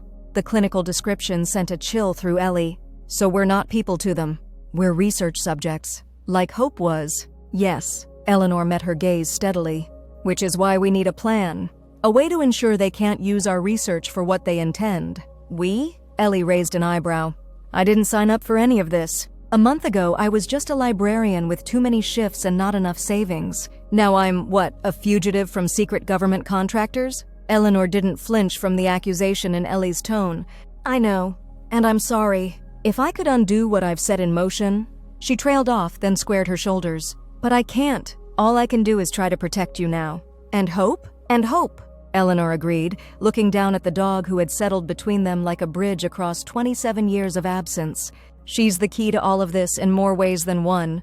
Outside, the wind picked up, rattling the cabin's windows. The sound reminded Ellie that they were truly isolated here, cut off from the world she knew, thrust into a reality that seemed more like a thriller novel than her actual life. Yet despite everything, the danger, the revelations, the upheaval, Ellie felt an unexpected sense of rightness, as if puzzle pieces long scattered were finally finding their proper places. Tell me about him, she said suddenly. My father. What was he like before the accident? Eleanor's expression softened, old memories visibly surfacing. Brilliant. Driven. Infuriating sometimes in his single-mindedness. A small smile touched her lips. But kind too. He had this way of seeing beauty in scientific patterns that most people would find cold or abstract. He could look at a DNA sequence and see poetry. Do I look like him? Ellie had wondered this her entire life. Which features came from which unknown parent? Your eyes. The shape, not the color. And maybe your hands. Eleanor studied her across the small space. But mostly you look like my mother. She would have loved you. Regret colored her voice. She died never knowing she had a grandchild. The past tense, would have never knowing, drove home how much time had been lost, how many connections severed by Eleanor's decision 27 years ago. Ellie felt the weight of those absences like phantom limbs, family she should have known but never did. Hope sensed the shifting emotional currents, moving back to press against Ellie's legs. The gesture of comfort from the animal who had brought them together wasn't lost on either woman. I still don't understand how Hope found me, Ellie said. Even with special training, the odds of her randomly encountering me in a city this size. It wasn't random. Eleanor's voice had taken on that clinical tone again, the scientist emerging. The dogs in our program were trained with genetic samples, hair, skin cells, occasionally blood, from target relatives. In the controlled studies, they could track a specific person through a crowd of thousands based solely on genetic markers. But you didn't have samples from me. You didn't even know where I was. No, Eleanor agreed. But Hope was trained using my samples. And Martin's. She was one of the dogs specifically bred and trained to track our genetic signatures. She paused, considering. My theory is that when she escaped or was released, injured as she was, she instinctively sought familiar genetic markers. Safety, in her mind, would be associated with the scents she was trained to recognize. And she found me instead of you. The implication made Ellie's chest tighten, because my genetic markers were similar enough. Similar but distinct. A combination of Martin's and mine. Eleanor looked at Hope with new respect. She didn't just find someone with genetic similarities to me, she found our daughter. The perfect genetic bridge between two samples she was trained on. That's remarkable specificity. Hope's tail thumped against the floor, as if she appreciated the acknowledgement of her achievement. Despite herself, Ellie felt a smile tug at her lips. So I have a genetically engineered superdog. Selectively bred rather than engineered, but essentially yes. Eleanor's answering smile transformed her face, erasing years and revealing the echo of the younger woman she must have been when Ellie was born. She's extraordinary. As are you for recognizing her value when you found her. The compliment, unexpected and seemingly genuine, created a warm flutter in Ellie's chest that she quickly suppressed. It was too soon for such emotions, too soon to let herself feel anything like connection with this woman who had given her away and was now turning her life upside down. So what now? She asked, returning to practicalities. We can't hide in this cabin forever. Eleanor's expression grew serious again. No, we can't. By morning, they'll have tracked the Tesla. It has GPS I can't fully disable. We need to be gone by dawn. She rose, moving to a cabinet near the fireplace. But first, there's something you should see. Something that might help you understand why I've been trying to sabotage my own research. She removed a small wooden box, its surface smooth from handling. When she returned to her seat, she opened it carefully, revealing a USB drive nestled in velvet. This contains the complete history of the Berkshire Foundation's research, including the military applications I've been fighting to prevent. It also contains evidence of illegal activities by our government partners, human rights violations, unauthorized testing, manipulation of research data. She held the drive out to Ellie. If this were made public, it would shut down the program permanently. It would also likely result in my arrest and the seizure of all Foundation assets. Ellie stared at the drive, understanding the magnitude of what she was being offered. Why give this to me? Because you deserve the truth. All of it. Eleanor's hand remained steady, the drive a bridge between them. And because if something happens to me, someone needs to know what we've done. The good intentions, the terrible mistakes, all of it. The moment felt weighted with significance, a transfer not just of information but of responsibility, of legacy. Ellie hesitated, then took the drive, closing her fingers around it. I'll look at it, she said. But I'm not promising anything else. That's all I ask. Eleanor looked relieved, as if a burden had been partially lifted. She glanced at her watch. We should try to rest. Tomorrow will be challenging. Ellie nodded, suddenly aware of how exhausted she was. The emotional roller coaster of the day had drained her completely. Is there somewhere I can lie down? There's a bedroom through that door. It was mine when I was young. Before everything, Eleanor gestured vaguely. You and Hope can take it. I'll stay out here. The idea of sleeping in her birth mother's childhood bedroom was surreal, but Ellie was too tired to dwell on it. She rose, Hope immediately standing with her. Thank you, she said awkwardly, not sure what she was thanking Eleanor for exactly. The room, the truth, the drive, or something larger she couldn't yet articulate. Eleanor nodded, understanding in her eyes. Good night, Ellie. Good night, Eleanor. The bedroom was small but comfortable, with a twin bed covered in a patchwork quilt and shelves still holding books and trinkets from Eleanor's youth. Ellie found herself scanning the titles, scientific journals mixed with dog-eared paperback novels, an eclectic combination that hinted at the complexity of the woman who had given birth to her. Hope jumped onto the bed without invitation, circling 3 times before settling on the quilt. Ellie should have made her move. The dog had her own bed at home, but tonight she welcomed the company. She lay down fully clothed, too wired for pajamas despite her exhaustion. The USB drive was a heavy presence in her pocket, its secrets waiting to be revealed. Tomorrow, she would have to decide what to do with those secrets. Tomorrow, she would have to choose who to trust. For now, with Hope's warm weight against her side, she closed her eyes and let sleep claim her, dreaming of dogs that could find lost children and mothers who had scientific reasons for every human choice. Ellie awoke to Hope's wet nose pressing against her cheek and hushed voices from the main room of the cabin. Disoriented, she needed a moment to remember where she was and why. When the memories flooded back, she sat up quickly, causing Hope to jump back in surprise. "Sorry, girl," she whispered, running a hand over the dog's soft head. The voices outside continued, Eleanor's distinctive tone and a male voice she didn't recognize, not aggressive but urgent. Moving quietly, Ellie crept to the door and opened it just enough to peer through the crack. Eleanor stood near the fireplace with a man in his 40s, their posture suggesting familiarity but tension. "Can't keep running, Ellie," the man was saying. "They're already at your house. It won't take them long to check property records and find this place." "I know that, James." Eleanor's voice was clipped. "But I can't just surrender the research. You know what they'll do with it." "What about the girl? And the dog? Are they worth risking everything for?" Ellie stiffened at the direct reference to her. Eleanor's response was immediate and firm. "Yes, without question." The conviction in those two words loosened something tight in Ellie's chest.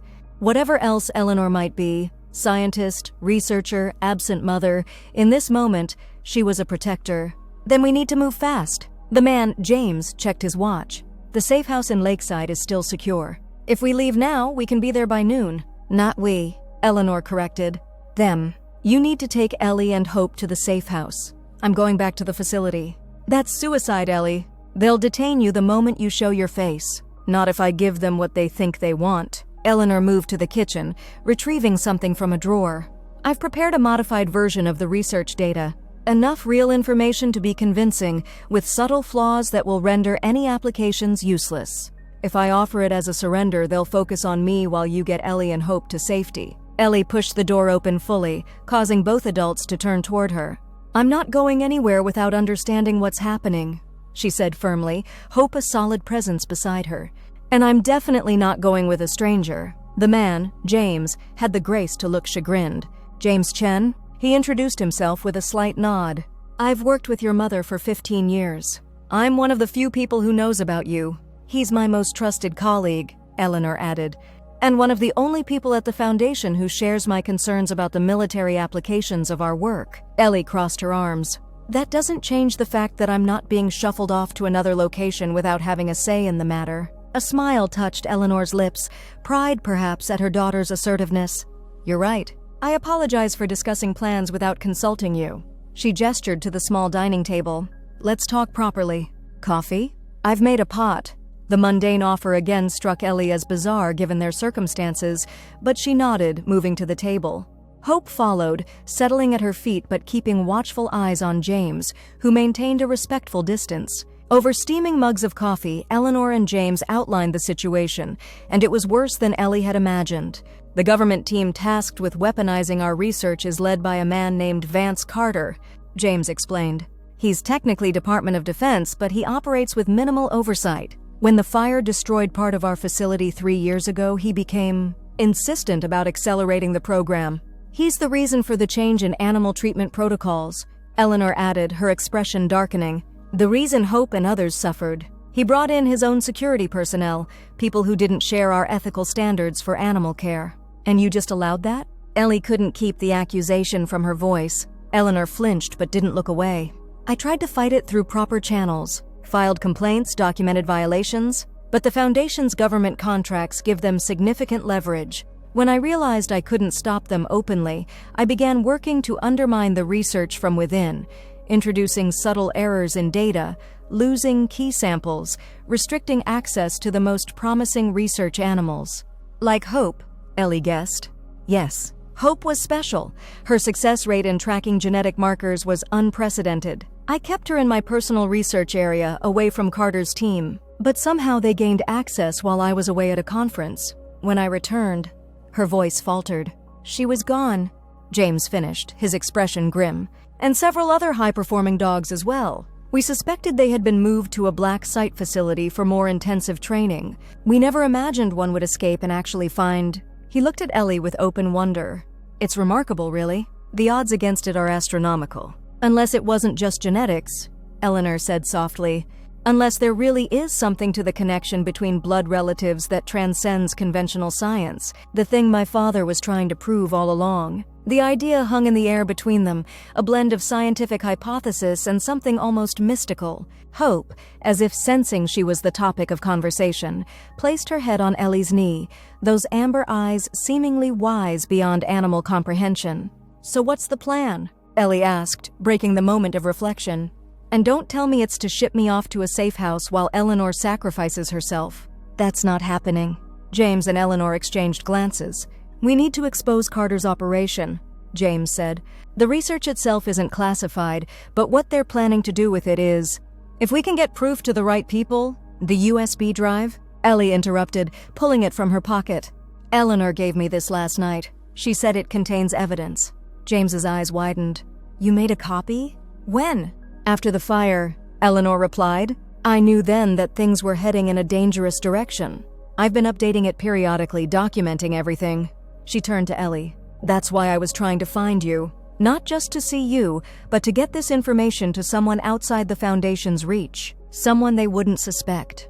But once Hope actually found me, that plan backfired," Ellie concluded. "Because now they know about me. Yes. And they'll assume I've told you everything, shared the evidence with you." Eleanor's face was haunted. "I've put you in danger by trying to protect both you and the research." The irony wasn't lost on Ellie. Her birth mother had given her up to focus on research, only to drag her back into her life because of that same research. The symmetry would be elegant if it weren't so painful.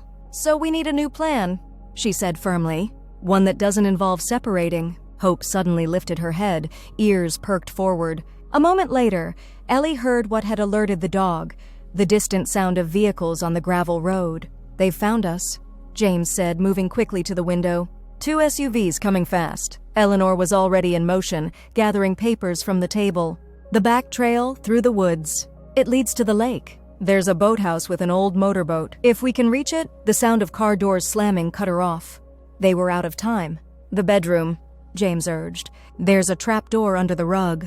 It leads to a root cellar with an exit that comes up in the woods. Your father built it," he added, seeing Ellie's surprised expression. "He was paranoid about government oversight even 30 years ago." They hurried into the bedroom, Hope leading the way as if she understood the urgency. James pulled back the rug, revealing a wooden trapdoor with a recessed handle. As he lifted it, the sound of the cabin's front door splintering echoed through the small space. "Go," Eleanor urged, pushing Ellie toward the opening. "James will lead you to the boat. I'll delay them." "No!" Ellie grabbed her arm. "I just found you. I'm not leaving you behind." Something powerful passed between them. Recognition, connection, the genetic resonance Eleanor had spoken of manifesting as a bone-deep certainty that they belonged together, whatever their complicated past. "Both of you go," James insisted. "I'll delay them." Before either woman could protest, he was out the bedroom door, closing it firmly behind him. They heard his voice deliberately loud. "Carter! I was just about to call you. We need to talk about the research parameters." Eleanor's indecision was visible for only a moment before resolve hardened her features. "Down quickly," she whispered, guiding Ellie toward the trapdoor. "Hope first." The dog needed no encouragement, jumping gracefully into the opening and landing on the earthen floor below. Ellie followed, finding herself in a small space with rough walls and the smell of damp soil. Eleanor descended the ladder after her, pulling the trapdoor closed and sliding a bolt that concealed it from above. A narrow tunnel led away from the cellar, its low ceiling forcing them to crouch. Hope led the way, her golden coat barely visible in the dimness. They moved as quickly as possible, aware of the voices above growing more numerous and aggressive. "James," Ellie whispered as they crawled. "Will he be okay?" "James can take care of himself," Eleanor replied, but her voice lacked conviction. "He's dealt with Carter before." The tunnel seemed endless, the air growing thinner and danker as they progressed. Just as Ellie felt her lungs might burst, Hope disappeared upward through an opening partially concealed by roots and undergrowth.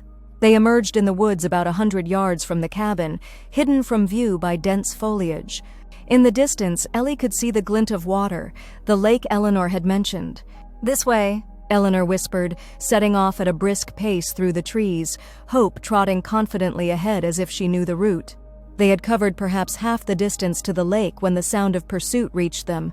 Voices calling, branches breaking, the methodical movement of a search party spreading through the woods. "They're tracking us," Eleanor said grimly. "Faster!" They broke into a run, Hope leading them along a barely visible path that wound through the densest parts of the forest. Ellie's breath burned in her lungs, her legs protesting the sudden exertion after the crawl through the tunnel. But fear was a powerful motivator, and the thought of being captured by the people who had hurt Hope drove her forward. The trees thinned, revealing a small clearing with a weathered boathouse perched at the water's edge. Eleanor pulled a key from her pocket as they approached, hands shaking slightly as she unlocked the padlock on the door. Inside, a small motorboat bobbed gently on the water. It looked ancient but serviceable, its metal hull scratched but intact. "Get in," Eleanor urged, helping Hope jump into the boat first. "I'll untie the ropes." Ellie climbed in, settling in the middle seat with Hope pressed against her legs. The dog seemed unusually alert, her ears constantly moving, tracking sounds Ellie could only barely detect. Eleanor worked quickly to free the boat from its moorings, then climbed in herself, moving to the outboard motor at the stern. "It hasn't been used in years," she warned, pulling the starter cord. "I maintain it, but..." The motor coughed, sputtered, then roared to life, a testament to Eleanor's preparation. She guided the boat out of the boathouse and into the open water of the lake, the shore already alive with activity as their pursuers emerged from the trees. "Get down!" she shouted as a figure raised what could only be a weapon. Ellie ducked, pulling Hope down with her as something pinged off the metal hull of the boat. Not bullets, she realized with relief. Tranquilizer darts, perhaps, or tracking devices. Either way, Eleanor was putting distance between them and the shore with remarkable speed, steering toward the center of the lake where morning mist still hung over the water, offering concealment. The far shore connects to state forest land. Eleanor called over the engine's roar. Miles of wilderness. If we can reach it and abandon the boat, they'll have trouble tracking us, especially if we stay under the tree canopy. Hope had relaxed slightly now that they were away from immediate danger, but she remained vigilant, her eyes scanning the shoreline they'd left behind. Ellie stroked her head, drawing comfort from the dog's steady presence. "What about James?" she asked as they entered the mist, the temperature dropping noticeably around them. Eleanor's expression tightened. "He knew the risks. But James has contingency plans of his own. If anyone can handle Carter, it's him." "And my father? Martin? He's still at the facility?" "Yes, in the medical wing. He receives round-the-clock care." Eleanor navigated through the thickening fog with surprising skill. "Carter won't harm him. He's still valuable for his knowledge, even in his current state." The shoreline had disappeared behind them, the boat now surrounded by white mist that transformed the world into a dreamlike blur. The engine's noise seemed muffled, creating an illusion of isolation. "What happens if we make it to the far shore?" Ellie asked, voicing the question that had been building since their escape began. "We can't run forever. No, we can't." Eleanor throttled back the engine, the boat slowing to a more sustainable pace. "But we don't need forever, just long enough to get the evidence to the right people." She nodded toward Ellie's pocket, where the USB drive rested. "There's a journalist, Maria Santos. She specializes in government accountability and military ethics. She's been investigating black budget research programs for years." "And you think she'll help us? Publish the information?" "If we can reach her, yes. She has the contacts and credibility to make sure it can't be buried." Eleanor glanced back toward the vanished shoreline. "The problem is getting to her without being caught. Carter's team will have alerts on all our known contacts by now." Hope suddenly stood in the boat, her posture rigid, nose working the misty air. A low growl rumbled in her chest. "What is it, girl?" Ellie asked, scanning the featureless fog around them. The answer came a moment later, the distant sound of another engine cutting through the mist behind them. "They have boats," Eleanor said grimly, opening the throttle again. "Of course they do." The small craft surged forward, bouncing over the water with increased speed. But the sound behind them grew steadily louder, a more powerful engine closing the distance. "We'll never outrun them," Ellie realized. "This boat is too old, too slow." Eleanor's face was set in determined lines as she adjusted their course slightly. "We don't need to outrun them. We just need to outmaneuver them." She nodded toward the far side of the lake, where dark shapes were beginning to materialize through the fog. "There's a narrow channel ahead that leads to a smaller lake. Local knowledge helps. I spent summers here as a child." The pursuing boat was visible now, a sleek, modern craft with multiple figures aboard. They were gaining rapidly, the gap between the boats closing with each passing second. "Hold on," Eleanor warned, steering directly toward what appeared to be a solid wall of reeds and brush along the shoreline. "This will be tight." Ellie gripped the sides of the boat, her other arm wrapped protectively around Hope as they headed straight for the seemingly impenetrable vegetation. At the last possible moment, a narrow opening appeared, a channel barely wider than their boat, hidden by overhanging branches. Eleanor cut the speed just enough to navigate the sharp turn, the sides of the boat scraping against mud and roots as they slipped into the channel. Behind them, shouts of alarm rose as their pursuers realized the maneuver. The channel was like a green tunnel, dappled sunlight filtering through the canopy above. Eleanor navigated with confidence born of childhood memories, taking turns that became increasingly narrow and complex. "They're too big to follow," she called back, satisfaction evident in her voice. "They'll have to go around to the road access point. That gives us about 20 minutes head start." The channel widened suddenly into a small, secluded pond, surrounded by dense forest with no visible access except the way they had come. Eleanor guided the boat to a natural dock formed by a fallen tree and cut the engine. "We go on foot from here," she said, securing the boat as best she could. "There's an old hunting cabin about 2 miles through the woods. We can rest there briefly, then make our way to the highway. James has a contact with a trucking company. If we can reach him, we might be able to arrange transportation out of the area." Ellie helped Hope from the boat, noting with concern that the dog was favoring her previously injured leg after the stress of their escape. "She can't go far like this," she said, kneeling to examine the leg. "The muscle is still healing." Eleanor hesitated, conflict visible on her face. Every minute they delayed increased the risk of capture, but pushing Hope beyond her physical limits would be cruel.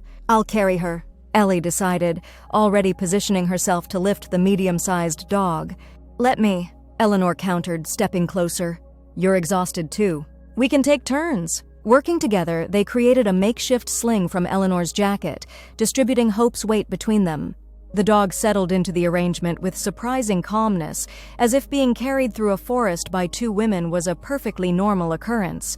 They set off along a faint trail, moving as quickly as they could while carrying their precious cargo. The forest was peaceful around them, birds calling and sunlight filtering through the autumn leaves. It was hard to reconcile this tranquil setting with the danger at their heels. "Why did you really give me up?" Ellie asked abruptly, the question that had haunted her entire life finally finding voice. The real reason, not the career focus explanation. Eleanor didn't break stride, but Ellie saw her jaw tighten.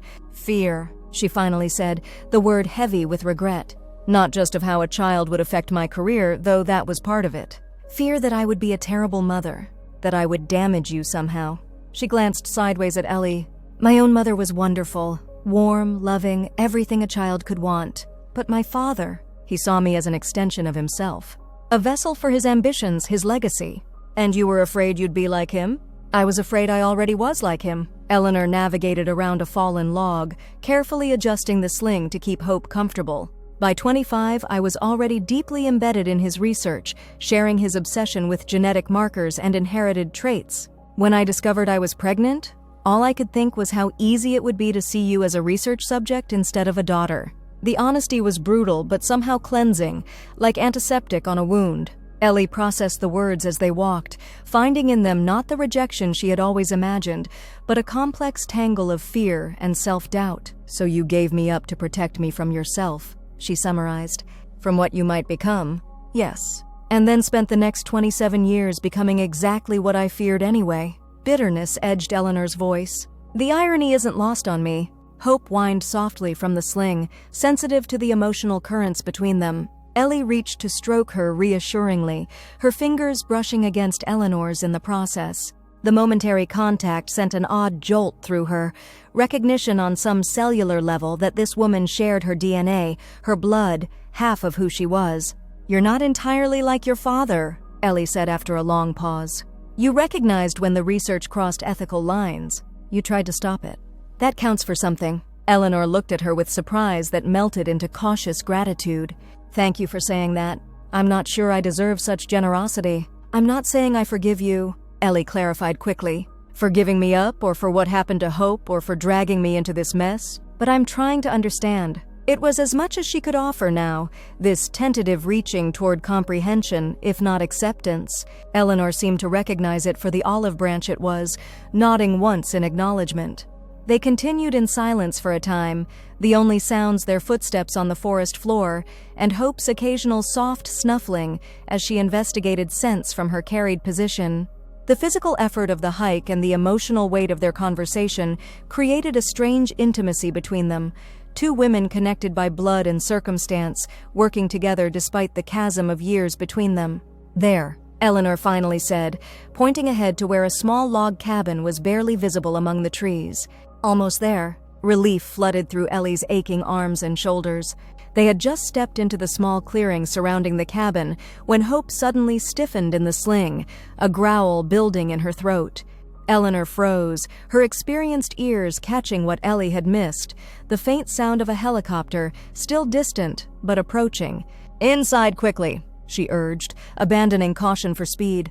They hurried across the clearing, Hope now struggling to free herself from the sling.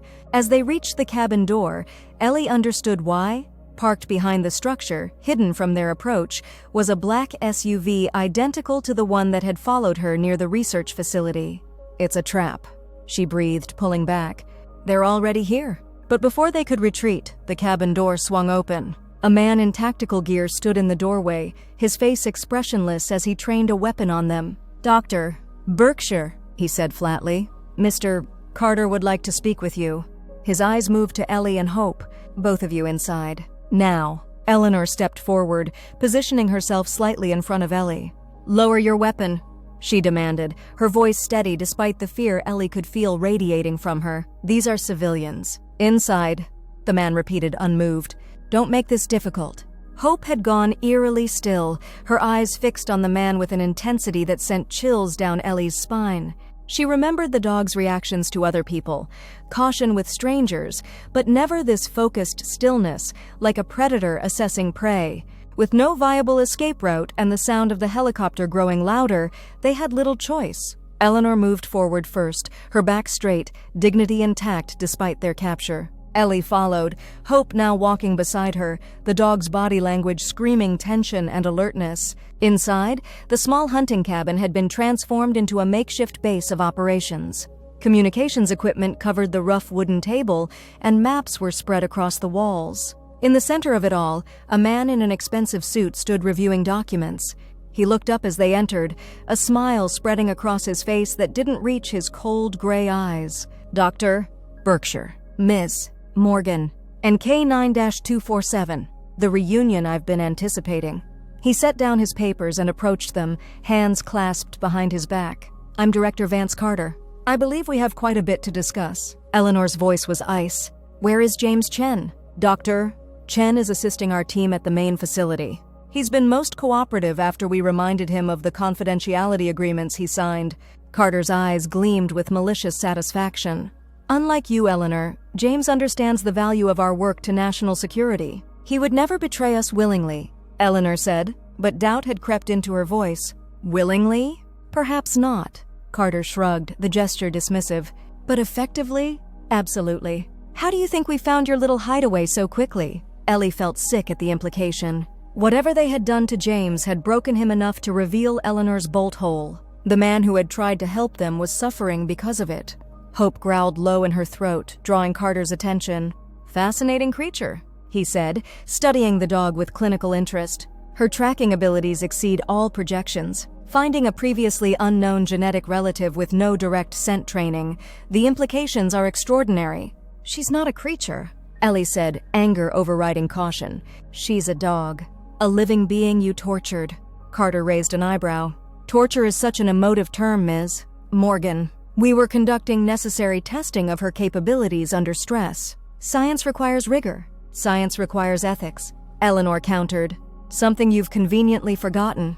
The helicopter sound had grown loud enough to indicate it was landing nearby, the downwash from its rotors causing the cabin's windows to rattle slightly. "Ah, our transportation has arrived." Carter nodded to the armed man by the door. "Secure the subjects for travel. Separate vehicles for Dr. Berkshire and Ms. Morgan. The dog goes with Ms. Morgan." "No," Eleanor said immediately. "We stay together or you get nothing from me. Not my cooperation, not my research, nothing." Carter studied her for a moment, then sighed theatrically. "Always the negotiator, Eleanor. Fine. You can travel together to the facility. It makes little difference in the end." He turned to the guard. "Prepare them for transport." The man moved forward with restraints, actual handcuffs that glinted dully in the cabin's dim light. Ellie instinctively stepped back, bumping into the rough wall behind her. "That's unnecessary," Eleanor protested. "We're not criminals, just a precaution," Carter said smoothly, "given your recent activities." Hope's growl had deepened, her body now coiled with tension. As the guard reached for Ellie's wrists, the dog moved with startling speed, inserting herself between them, teeth bared. "Control your animal, Ms. Morgan," Carter said sharply, "or my men will do it for you." Ellie placed a restraining hand on Hope's back, feeling the tremors of rage running through the dog's body. "It's okay, girl," she murmured, though nothing about this situation was remotely okay. Hope didn't back down, but she didn't attack either, maintaining her position as a furry barrier between Ellie and the guard. A new voice spoke from the doorway. "Perhaps we could dispense with the theatrical intimidation, Vance. It's beneath you." Ellie turned to see a man in the cabin entrance, lean, distinguished, with silver hair and piercing blue eyes that immediately locked onto Eleanor with unmistakable recognition. "Martin?" Eleanor breathed, shock and disbelief flooding her face. "Hello, Ellie," the man said, his voice warm despite the tension in the room. "It's been too long."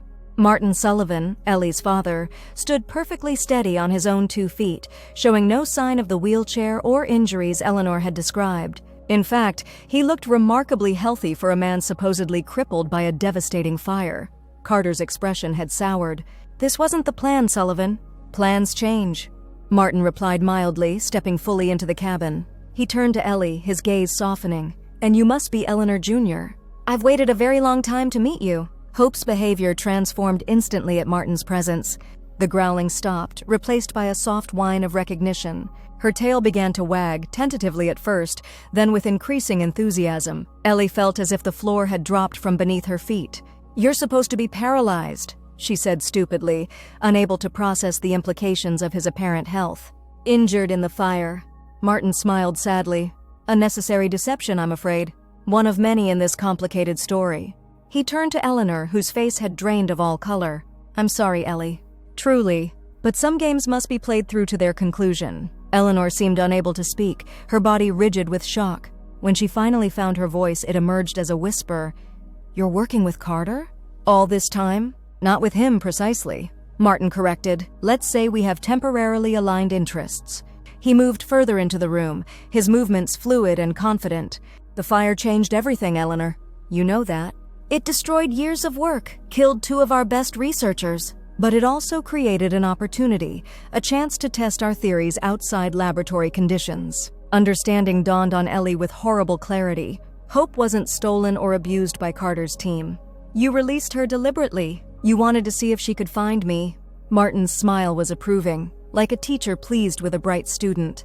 "Exactly. The ultimate field test. A dog trained on genetic markers from both her birth parents, set loose to see if she could locate their direct descendant without guidance or prior scent introduction." He gestured toward Hope, who was watching him with what appeared to be adoration. "And she succeeded brilliantly. Better than we ever imagined possible." Eleanor had recovered enough to step forward, fury replacing shock. "You used our daughter as an experimental subject? Without her knowledge or consent?" "Our daughter?" Martin repeated, raising an eyebrow. "The daughter you never told me about? The daughter you gave away without consulting me? Don't speak to me about consent, Eleanor." The bitterness in his voice revealed old wounds, deep and unhealed. Ellie looked between them, these 2 strangers who had created her, their complicated history suddenly laid bare in this remote cabin. "You knew," Eleanor said, realization dawning. "You knew about her all along." "Not at first," Martin admitted. "Not for many years. But yes, eventually I discovered your secret. Imagine my surprise to learn I had a daughter, given up for adoption without my knowledge or consent. I was protecting her from this." Eleanor gestured around them, at Carter and his armed guard, at the entire situation. "From what our work would become." "No," Martin countered, his voice hardening. "You were protecting yourself, your career, your freedom from responsibility." He turned to Ellie, his expression softening again. "I've been watching over you from a distance for years, making sure you were safe, even if I couldn't be part of your life." The revelation hit Ellie like a physical blow. "You've been, what? Stalking me?" "Monitoring," Martin corrected. "A father's prerogative." "You're not my father," Ellie said, the words emerging before she could consider them. "Biology isn't parenthood. Neither of you has earned that title." Martin inclined his head, accepting the rebuke with surprising grace. "Fair enough. But perhaps we can move beyond these painful truths to the matter at hand." He turned to Carter. "The experiment has proven successful. Hope found our daughter using only genetic markers as guidance. The underlying theory is validated." Carter nodded, seemingly pleased by this turn of events. "Then we can proceed with the next phase. All 3 subjects will return to the facility for comprehensive analysis." 3 subjects? Ellie echoed, dread pooling in her stomach. "You, Hope, and your mother," Martin clarified. "The genetic triangulation is what interests us most, how the dog recognized the specific combination of markers present in a direct descendant of 2 particular individuals." "I'm not going anywhere with you," Ellie stated, her hand finding Hope's fur for comfort. "And neither is Hope." Martin smiled, the expression not reaching his eyes.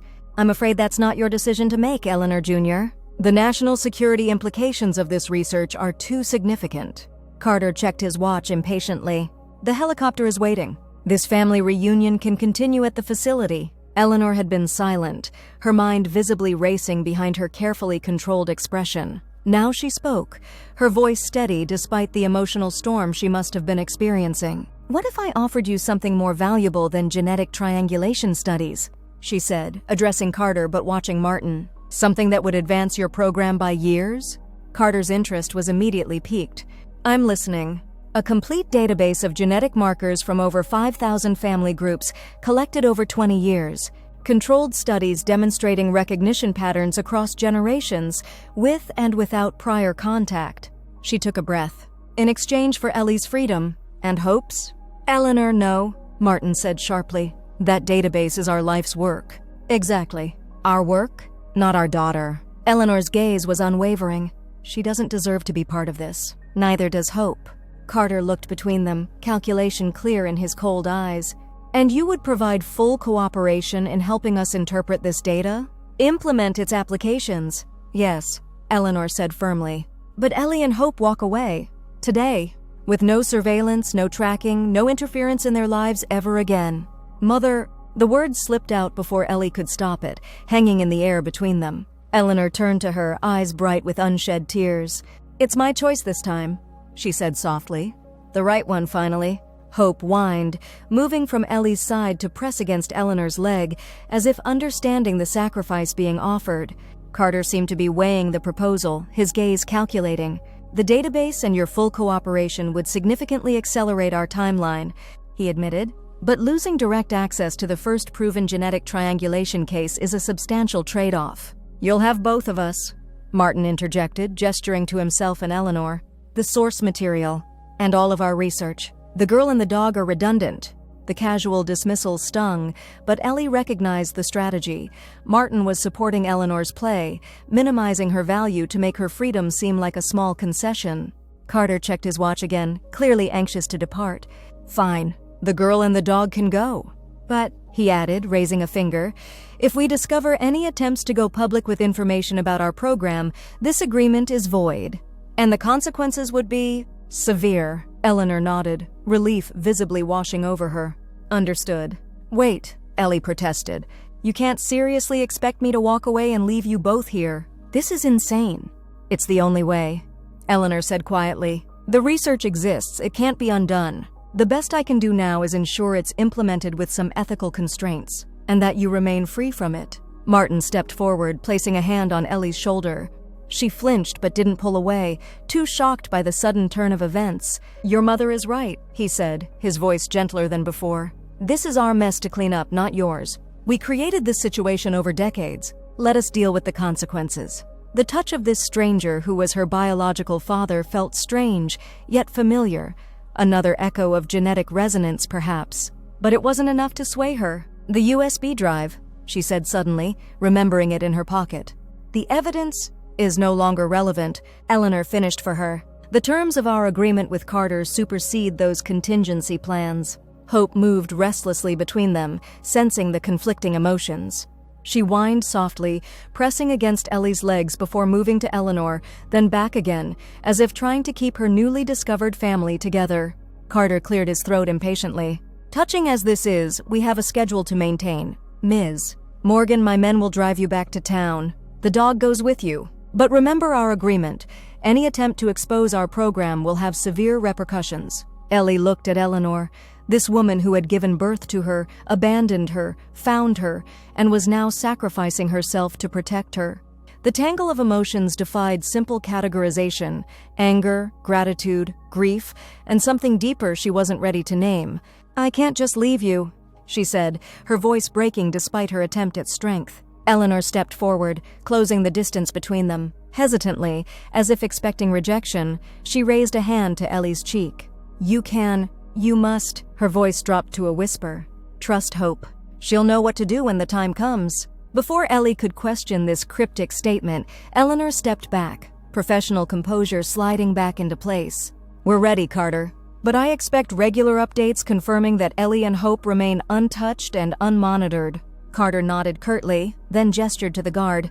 "Escort Ms. Morgan back to Millfield. Ensure she understands the terms of our arrangement." As Ellie was led toward the door, Hope following closely at her heels, she looked back one last time. Eleanor and Martin stood side by side, not touching but connected by history and biology, and the shared creation of the young woman they had both, in different ways, abandoned and found again.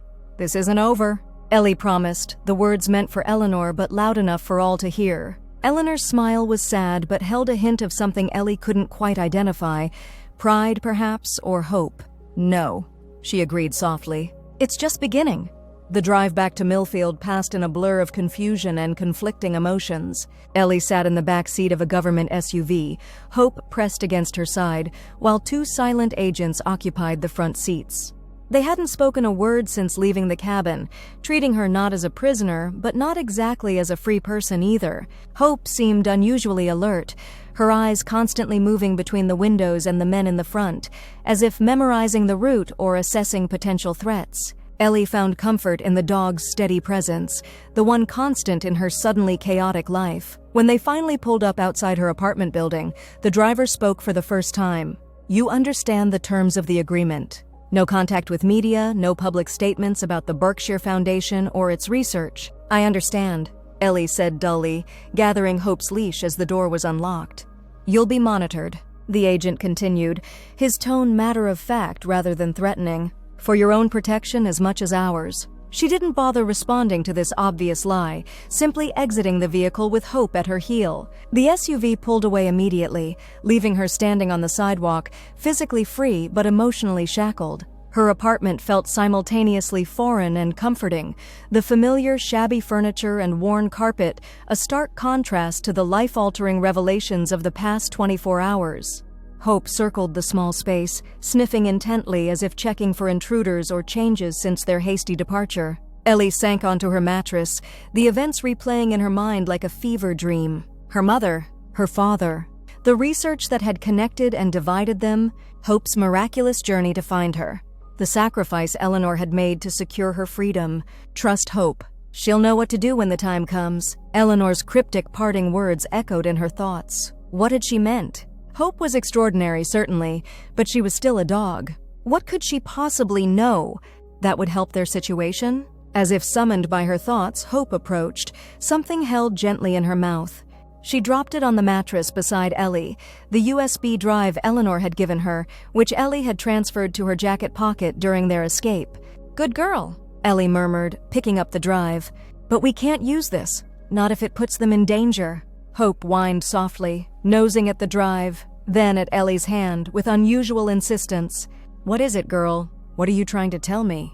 The dog moved away, returning a moment later with something else in her mouth, Ellie's notebook, the one where she kept lists of goals, needs, and tasks.